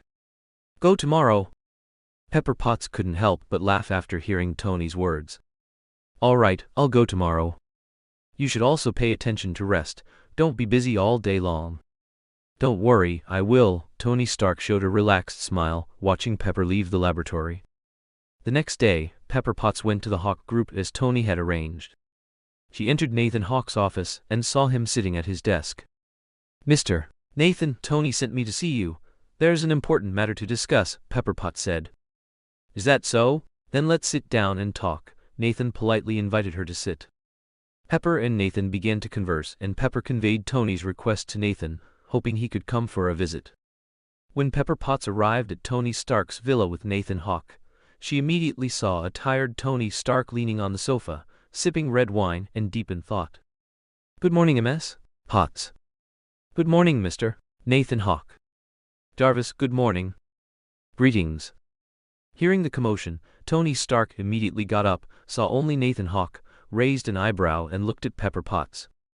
Pepper Potts shook her head and said, I called, Rhodes didn't pick up. I then called a friend in the military, and they said Rhodes was on a mission. All right, Tony nodded, then looked at Nathan Hawke. Have a seat. Would you like anything to drink? Ice, thank you. I'll get it, Pepper Potts immediately said. After Pepper Potts prepared the ice, and placed it in front of Nathan Hawke, she discreetly left, leaving the two to talk. My research on extremis has reached the experimental stage, and the antidote is almost complete. I need your help, Nathan, Tony sincerely told Nathan Hawke. Nathan Hawke was quite surprised in his heart, wondering what Tony Stark had gone through. Shouldn't Tony Stark at this stage be handling everything himself? He picked up the cup, took a sip, and then nodded in reply, Okay, what do you need help with?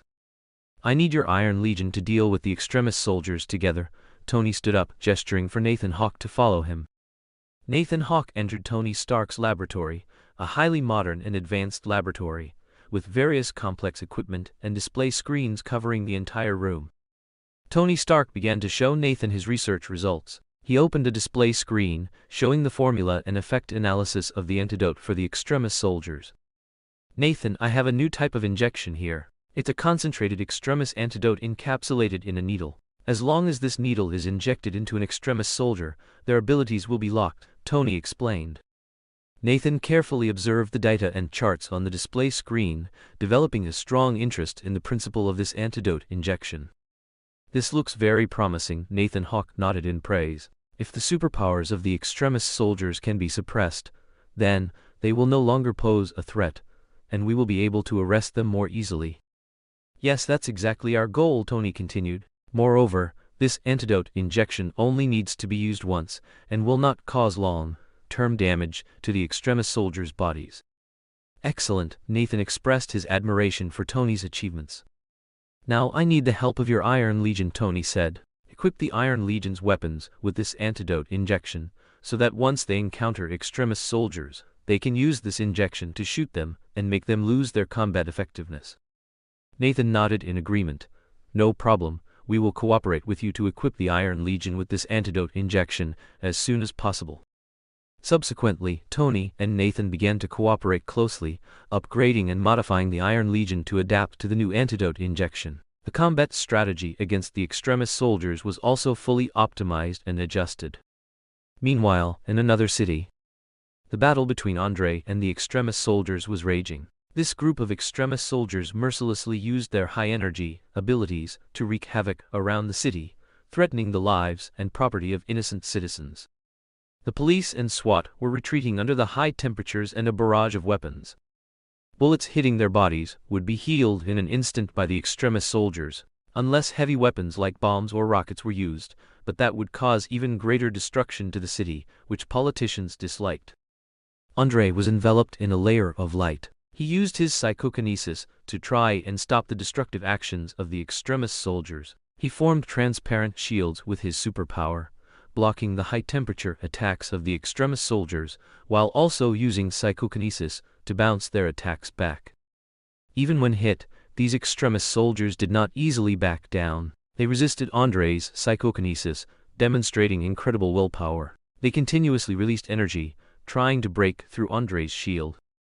This world is already hollow and heartless. You are all running dogs of capitalism. No one cares about us, only extremists.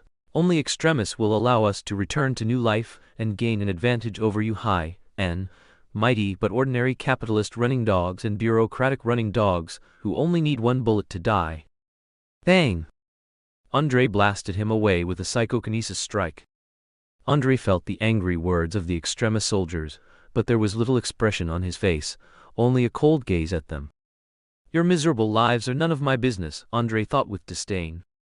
He once again used psychokinesis, forming a powerful psychokinesis storm that swept towards the extremist soldiers. The psychokinesis storm raged like a giant dragon, engulfing the extremist soldiers. The extremist soldiers felt immense pressure from Andre. Their attacks were forced to stop, and their bodies began to heat up as they fully resisted the psychokinesis storm. However, Andre's ability was far stronger than they imagined. The storm grew more and more violent, forcing them to retreat steadily. Andre was not in a hurry to end the battle. He had a playful thought in his heart, wanting these extremist soldiers to feel the absurdity and foolishness of their own actions. He used psychokinesis to manipulate objects, throwing debris and rubble at the extremist soldiers, forcing them to continue fighting and face the consequences they had caused. Truly foolish. Go to hell. Andre looked around, found no one, and also revealed his true nature. With a playful hook of his hand, an even more violent psychokinesis storm enveloped them. If you want to explode, then explode. The extremist soldiers were intimidated by Andre's words and the psychokinesis storm, and they gradually began to feel despair. No, I don't want to die yet. Super V, you are a superhero, you can't kill me. I surrender. Andre showed no mercy. He coldly watched the extremist soldiers, continuously unleashing psychokinesis, preventing them from escaping his control. Then, he opened his palm, and then closed it. Ripping, slicing sounds and wails instantly erupted, but quickly faded away. All the extremist soldiers enveloped by psychokinesis were torn to shreds. As the psychokinesis dissipated, Andre said unhappily, "These people really take advantage of kindness. Can't they just accept their fate obediently? Destroying the city means I have to work overtime."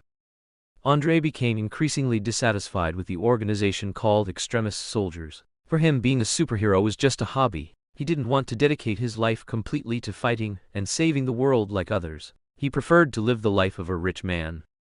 These extremist soldiers are a real headache, Andre muttered. If it weren't for them, I would have gone to a party already. If they stop causing trouble, I won't have to work overtime. Andre's lips curled into a slight mocking smile. A ball of fire flew towards Andre. Boom! After the smoke cleared, Andre tilted his head, looking at the burly man walking towards him. Who are you? Also an extremist soldier? Andre's lips curved upwards, looking at the person in front of him with great playfulness. Perhaps he could enjoy himself a bit more. Yo, Super V, you're here too? What's your pathetic psychokinesis worth? My fire can burn you to ashes. The burly man, confident in his strength, said provocatively, instantly igniting with high temperatures, and fire erupted. Andre shrugged disdainfully. Do you really think fire can threaten me? You underestimate me too much. He casually waved his hand, and a powerful psychokinesis enveloped the burly man, controlling his fire in a scattered manner. How is that possible? The burly man shouted in shock. You extremist soldiers just brag. You really have no real ability, Andre mocked. Then, he mercilessly activated his psychokinesis, completely suppressing the burly man's fire ability. The burly man howled in pain, but it was useless. Ultimately, the burly man was completely killed by Andre's psychokinesis. Andre coldly watched the burly man lying on the ground, ending his life without mercy. What a bunch of wastes, Andre muttered. But how can he still use fire so completely now? Could the enemy's extremis also be upgrading? Andre clenched his fist again, and psychokinesis tore the burly man's body apart. Meanwhile, in the distance, Viper watched this scene with a gloomy expression. She hadn't expected the first, super-powered extremis soldiers she had just created to be so easily killed by Super V. Viper's face grew even more grim, and she felt uneasy about her plan. She had always believed that the extremis she developed would provide a sufficient advantage in combat, but the current situation showed that the extremis soldiers did not have much of an advantage when facing superheroes like Super V. If quality isn't enough, then quantity will make up for it. Viper secretly decided that she must accelerate the creation of super-powered extremis soldiers, allowing them to better utilize the power within their bodies, and train them to develop effective strategies to deal with superheroes, and then eliminate them one by one. How is the data collection? Viper asked Aldrich, who was beside her. Although he was instantly killed, as long as we can stably produce such superpowered extremis soldiers, we don't need to worry about any nation, any superhero, and our strength will even be greater than the alien who attacked us before, Aldrich said proudly, while analyzing Andre's combat data, dismissing him in his heart. Once this technology matures, I want my body to gain more superpowers, fire, storms, speed, and so on. I will become the only king of this world. King of superpowers. In a secluded spot in the land of cacti, hidden within a dilapidated warehouse, lay another recruitment center for the extremis soldiers. This place, rife with filth, violence, drugs, and evil, served as a cradle for these desperate warriors. Here, the marginalized and physically impaired, after being ravaged by drugs, would receive a new lease on life: the injection of the extremis virus. The land of cacti, a beautiful and diverse nation, was also a place plagued by corruption and rampant drug use. In this remote and dangerous corner, a row of rundown warehouses stretched out, one of which had its door blocked by old wooden planks, seemingly uninhabited. Pushing open the dilapidated door, you would be met with a dirty and chaotic scene. The floor was strewn with all sorts of trash, broken bottles, and discarded syringes. A group of disheveled individuals huddled together, the marginalized outcasts of Cactus City, ravaged by drugs and depravity.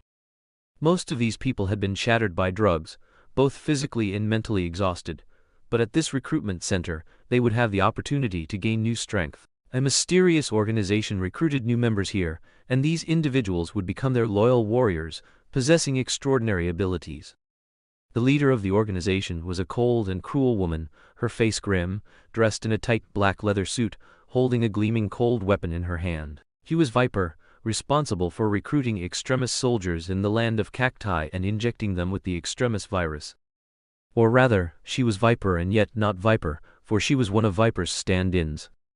You pathetic wastes, do you want to change your fate? Viper's voice was cold and mocking. As long as you dare to accept the extremis virus injection, you will gain new life and power, becoming super soldiers. The outcasts looked at Viper, their faces showing confusion and longing. In their desperate situation, they couldn't refuse such an opportunity. They yearned to change their fate, to gain power, to escape the shackles of poverty and drugs.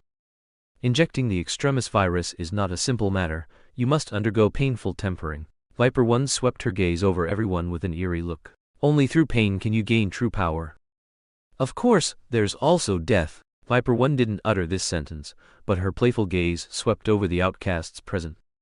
Amidst those hungry and desperate eyes, the recruitment of extremis soldiers began. They were led into a dim and eerie room, where specialists administered the injections. Those who had previously used drugs were physically weak, but as the extremis virus was injected into their bodies, a powerful energy began to fill them. They struggled in agony, their faces contorted in pain. However, these outcasts did not back down. They craved power and were willing to endure any suffering to gain a new lease on life. As the extremis virus was injected, their bodies gradually changed. Their eyes became sharp and cold, their muscles grew, revealing immense strength. The damage left by drug use became insignificant in the face of the extremis virus, replaced by a new mental state that made them even stronger. As for the failures, they were quickly killed during self-detonation, and then specialized personnel handled the bodies. When they awoke from their coma, they found that they were no longer the outcasts of the past. They felt an extraordinary strength in their muscles, their minds were sharper, and their senses became exceptionally acute. "Now, you will become extremis soldiers and serve me." Viper One voice was full of command and authority. "Your mission is to carry out my orders and destroy all enemies that stand in our way." Hernandez was one of the outcasts, and the changes in his body after injecting the extremis virus astonished him. His muscles grew rapidly, his strength became astonishing, and he could even easily lift heavy goods. His mind and senses also greatly improved, making him feel as if he had gained superpowers. However, as he felt this immense power, he also noticed a sinister desire hidden in Viper One's eyes. Viper One was a beautiful and dangerous woman, but in Hernandez's eyes, she was also an eerie presence. He began to feel an urge to toy with Viper One's body, captivated by the absurd fantasies brought on by this extraordinary power. In Hernandez's mind, images of him and Viper One together constantly flashed, and his mood grew increasingly restless. He tried to suppress his desires, but the craving grew stronger, and he became more and more fascinated by Viper One's authority and cruelty. Hernandez's gaze swept across the crowd, a wicked smile on his face. Under the power of the extremis virus, he felt as if he possessed infinite energy, not only able to easily defeat any enemy, but also gained immense self-confidence. He slowly walked towards Viper One and said in a teasing tone, "My lady, you are truly irresistibly beautiful. I can help you eliminate the target you wish to eradicate, and then we can enjoy the pleasure of this power together." Viper One was expressionless. She refused Hernandez's provocation. She coldly replied, "You should focus on completing your mission, not on idle thoughts. Doing your duty is what you should be doing." Hernandez paused, then let out a triumphant laugh. "Ha ha, it seems you're also somewhat interested in me. No matter, I will do my best to help you achieve your goals." As he spoke, Hernandez moved even closer, almost pressing against Viper One's body. His hand reached for her waist, attempting to embrace her. However, before he could even touch Viper One, her gaze became even colder. In an instant, Viper One swiftly drew the cold weapon from her waist, stabbing it into Hernandez's chest like lightning. Her movements were like a viper striking, swift and fierce. Hernandez's smile instantly froze, and his eyes showed a look of terror. However, before he could react, the cold weapon had already pierced his heart. A trace of blood flowed from the corner of his mouth.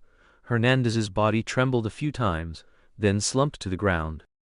Viper One slowly withdrew the cold weapon, her gaze devoid of any pity as it swept over Hernandez's corpse. She coldly stated, "You don't know your place daring to provoke me. You are merely a nascent extremis soldier, still far from ready." The other extremis soldiers witnessed this scene and all recoiled a few steps, their faces pale. Captain America, Black Widow, Agent Melinda May, and a few agents quietly arrived at this hidden recruitment site for extremis soldiers in the land of cacti. They were shocked and disgusted by the environment here, yet also understood it. In this filthy place, filled with violence, drugs, and evil, the recruitment of extremis soldiers was underway, where these marginalized and physically impaired individuals would receive injections of the extremis virus, gaining new life and extraordinary power. Captain America frowned, looking around, and seeing the outcasts being injected with the extremis virus, he felt both sympathy and anger. He knew that this group of people were among the most vulnerable in Cactus City, deeply mired in poverty and rampant drug use, their lives already in despair. Black Widow's face was cold as she watched Viper One, her heart filled with disgust for this evil organization. She understood that the organizational background behind these extremis soldiers was very complex, and this recruitment site hidden in the land of cacti was just one of many. Melinda May, a strong female agent, maintained her calm and decisive demeanor even when faced with such corruption and evil. She watched the outcasts, knowing that after gaining superpowers, they would become formidable enemies. The few agents dispersed around, quietly monitoring the situation. They were dressed in plain clothes, blending into the crowds of Cactus City, careful not to attract too much attention. "This place is truly a cesspool of corruption," Captain America muttered under his breath, highly displeased with the corruption in this country. Black Widow nodded in agreement. "Yes, the drug problem here is quite severe, and the government seems helpless to stop it." Melinda May clenched her fists, her eyes revealing anger towards the criminal organization. We must find their headquarters and completely destroy this evil organization. As they discussed in secret, Viper 1 continued her recruitment speech. Her authoritative voice echoed through the warehouse, instilling fear in the outcasts. You will become extremis soldiers and serve me. Viper 1 voice exuded the aura of a ruler. Your mission is to carry out my orders and destroy all enemies that stand in our way. Hearing this, Captain America's brow furrowed even deeper. He was well aware of the hidden motives and threats behind this evil organization. We need to find their headquarters and stop this evil plan, Captain America whispered to Black Widow and Melinda May. Exactly, Black Widow nodded. But we can't rush things. This place is full of hostile forces, so we need to proceed cautiously. Of course, if we can find their headquarters, we'll take them all out in one fell swoop. Let's find their headquarters as soon as possible and completely eradicate this organization, Melinda May said with a determined expression, her resolve unwavering. The agents scouted the surroundings and gathered some intelligence. They decided that when night fell, they would use the cover of darkness to infiltrate the enemy's stronghold and search for more clues. That night, the moon hung high, and Cactus City in the darkness appeared even more treacherous. Captain America, Black Widow, Agent Melinda May, and a few agents moved stealthily, silently traversing the narrow alleys and dark streets, carefully avoiding potential enemies. Eventually, they found a location that might be the headquarters of the evil organization. It was a seemingly ordinary building, but Captain America and the agents knew that Viper and other criminal forces were hidden behind it. Should we go in? An agent asked. Captain America nodded. Yes, we must go in to gather more intelligence and then formulate a plan of action. Black Widow and Melinda May followed closely, and the group silently infiltrated the building. They knew that facing this evil organization, the upcoming battle would be exceptionally difficult, but they were determined to uphold justice, terminate the extremis soldier program, and completely dismantle the criminal organization's conspiracy. Under the moonlight, the shadow of the building appeared even more somber. Captain America, Black Widow, Agent Melinda May, the cavalry, and a few agents cautiously approached the side door of the building.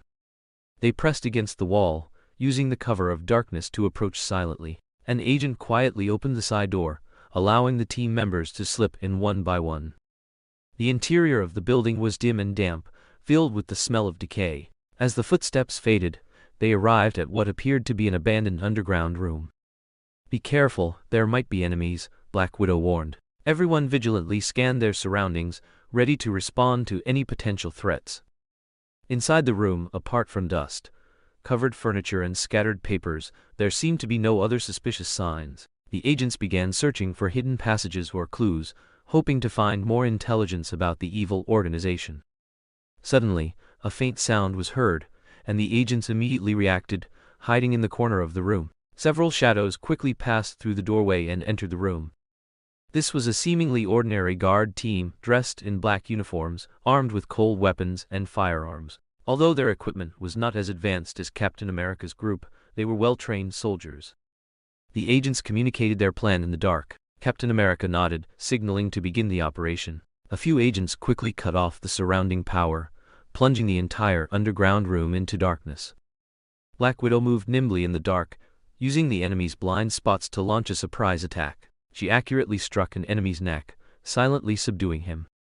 Agent Melinda May, the cavalry, chose to win with speed and strength. She moved like a black whirlwind, quickly passing through the enemy's defenses, sending several enemies flying with her iron fists. Captain America charged forward directly, holding his shield, blocking the enemy's attacks. His shield was a powerful defensive weapon that could withstand attacks from all angles. During the battle, the agents displayed superb combat skills and unparalleled teamwork. They used the advantage of the dark to eliminate enemies one by one, leaving almost no trace. However, this was just the tip of the iceberg.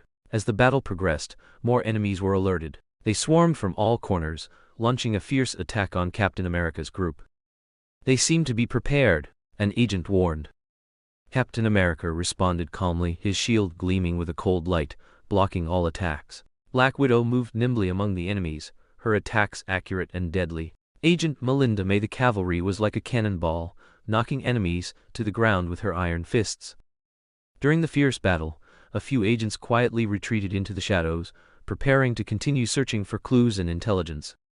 The battle continued for some time, and Captain America's group gradually gained the upper hand. They displayed strength and skills beyond ordinary soldiers, making the enemies feel desperate. "We're almost there." Black Widow swung her nunchaku, fiercely repelling an enemy. Just as they thought victory was in sight, a cold voice rang out, "Don't even think about leaving here." Everyone turned their heads, only to see Viper One standing not far away, holding a gleaming cold weapon. Her gaze was full of majesty and killing intent, sending shivers down their spines. "You're really bold to cause trouble right under my nose," Viper One sneered, followed by an even larger Special Forces unit, aggressively surrounding Captain America's group. "Don't even think about escaping again."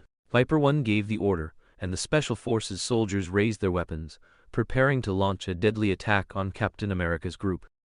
The situation was critical, but Captain America did not lose his composure. He looked at Viper One with a firm gaze and smiled slightly. "We are only here to end your evil plan."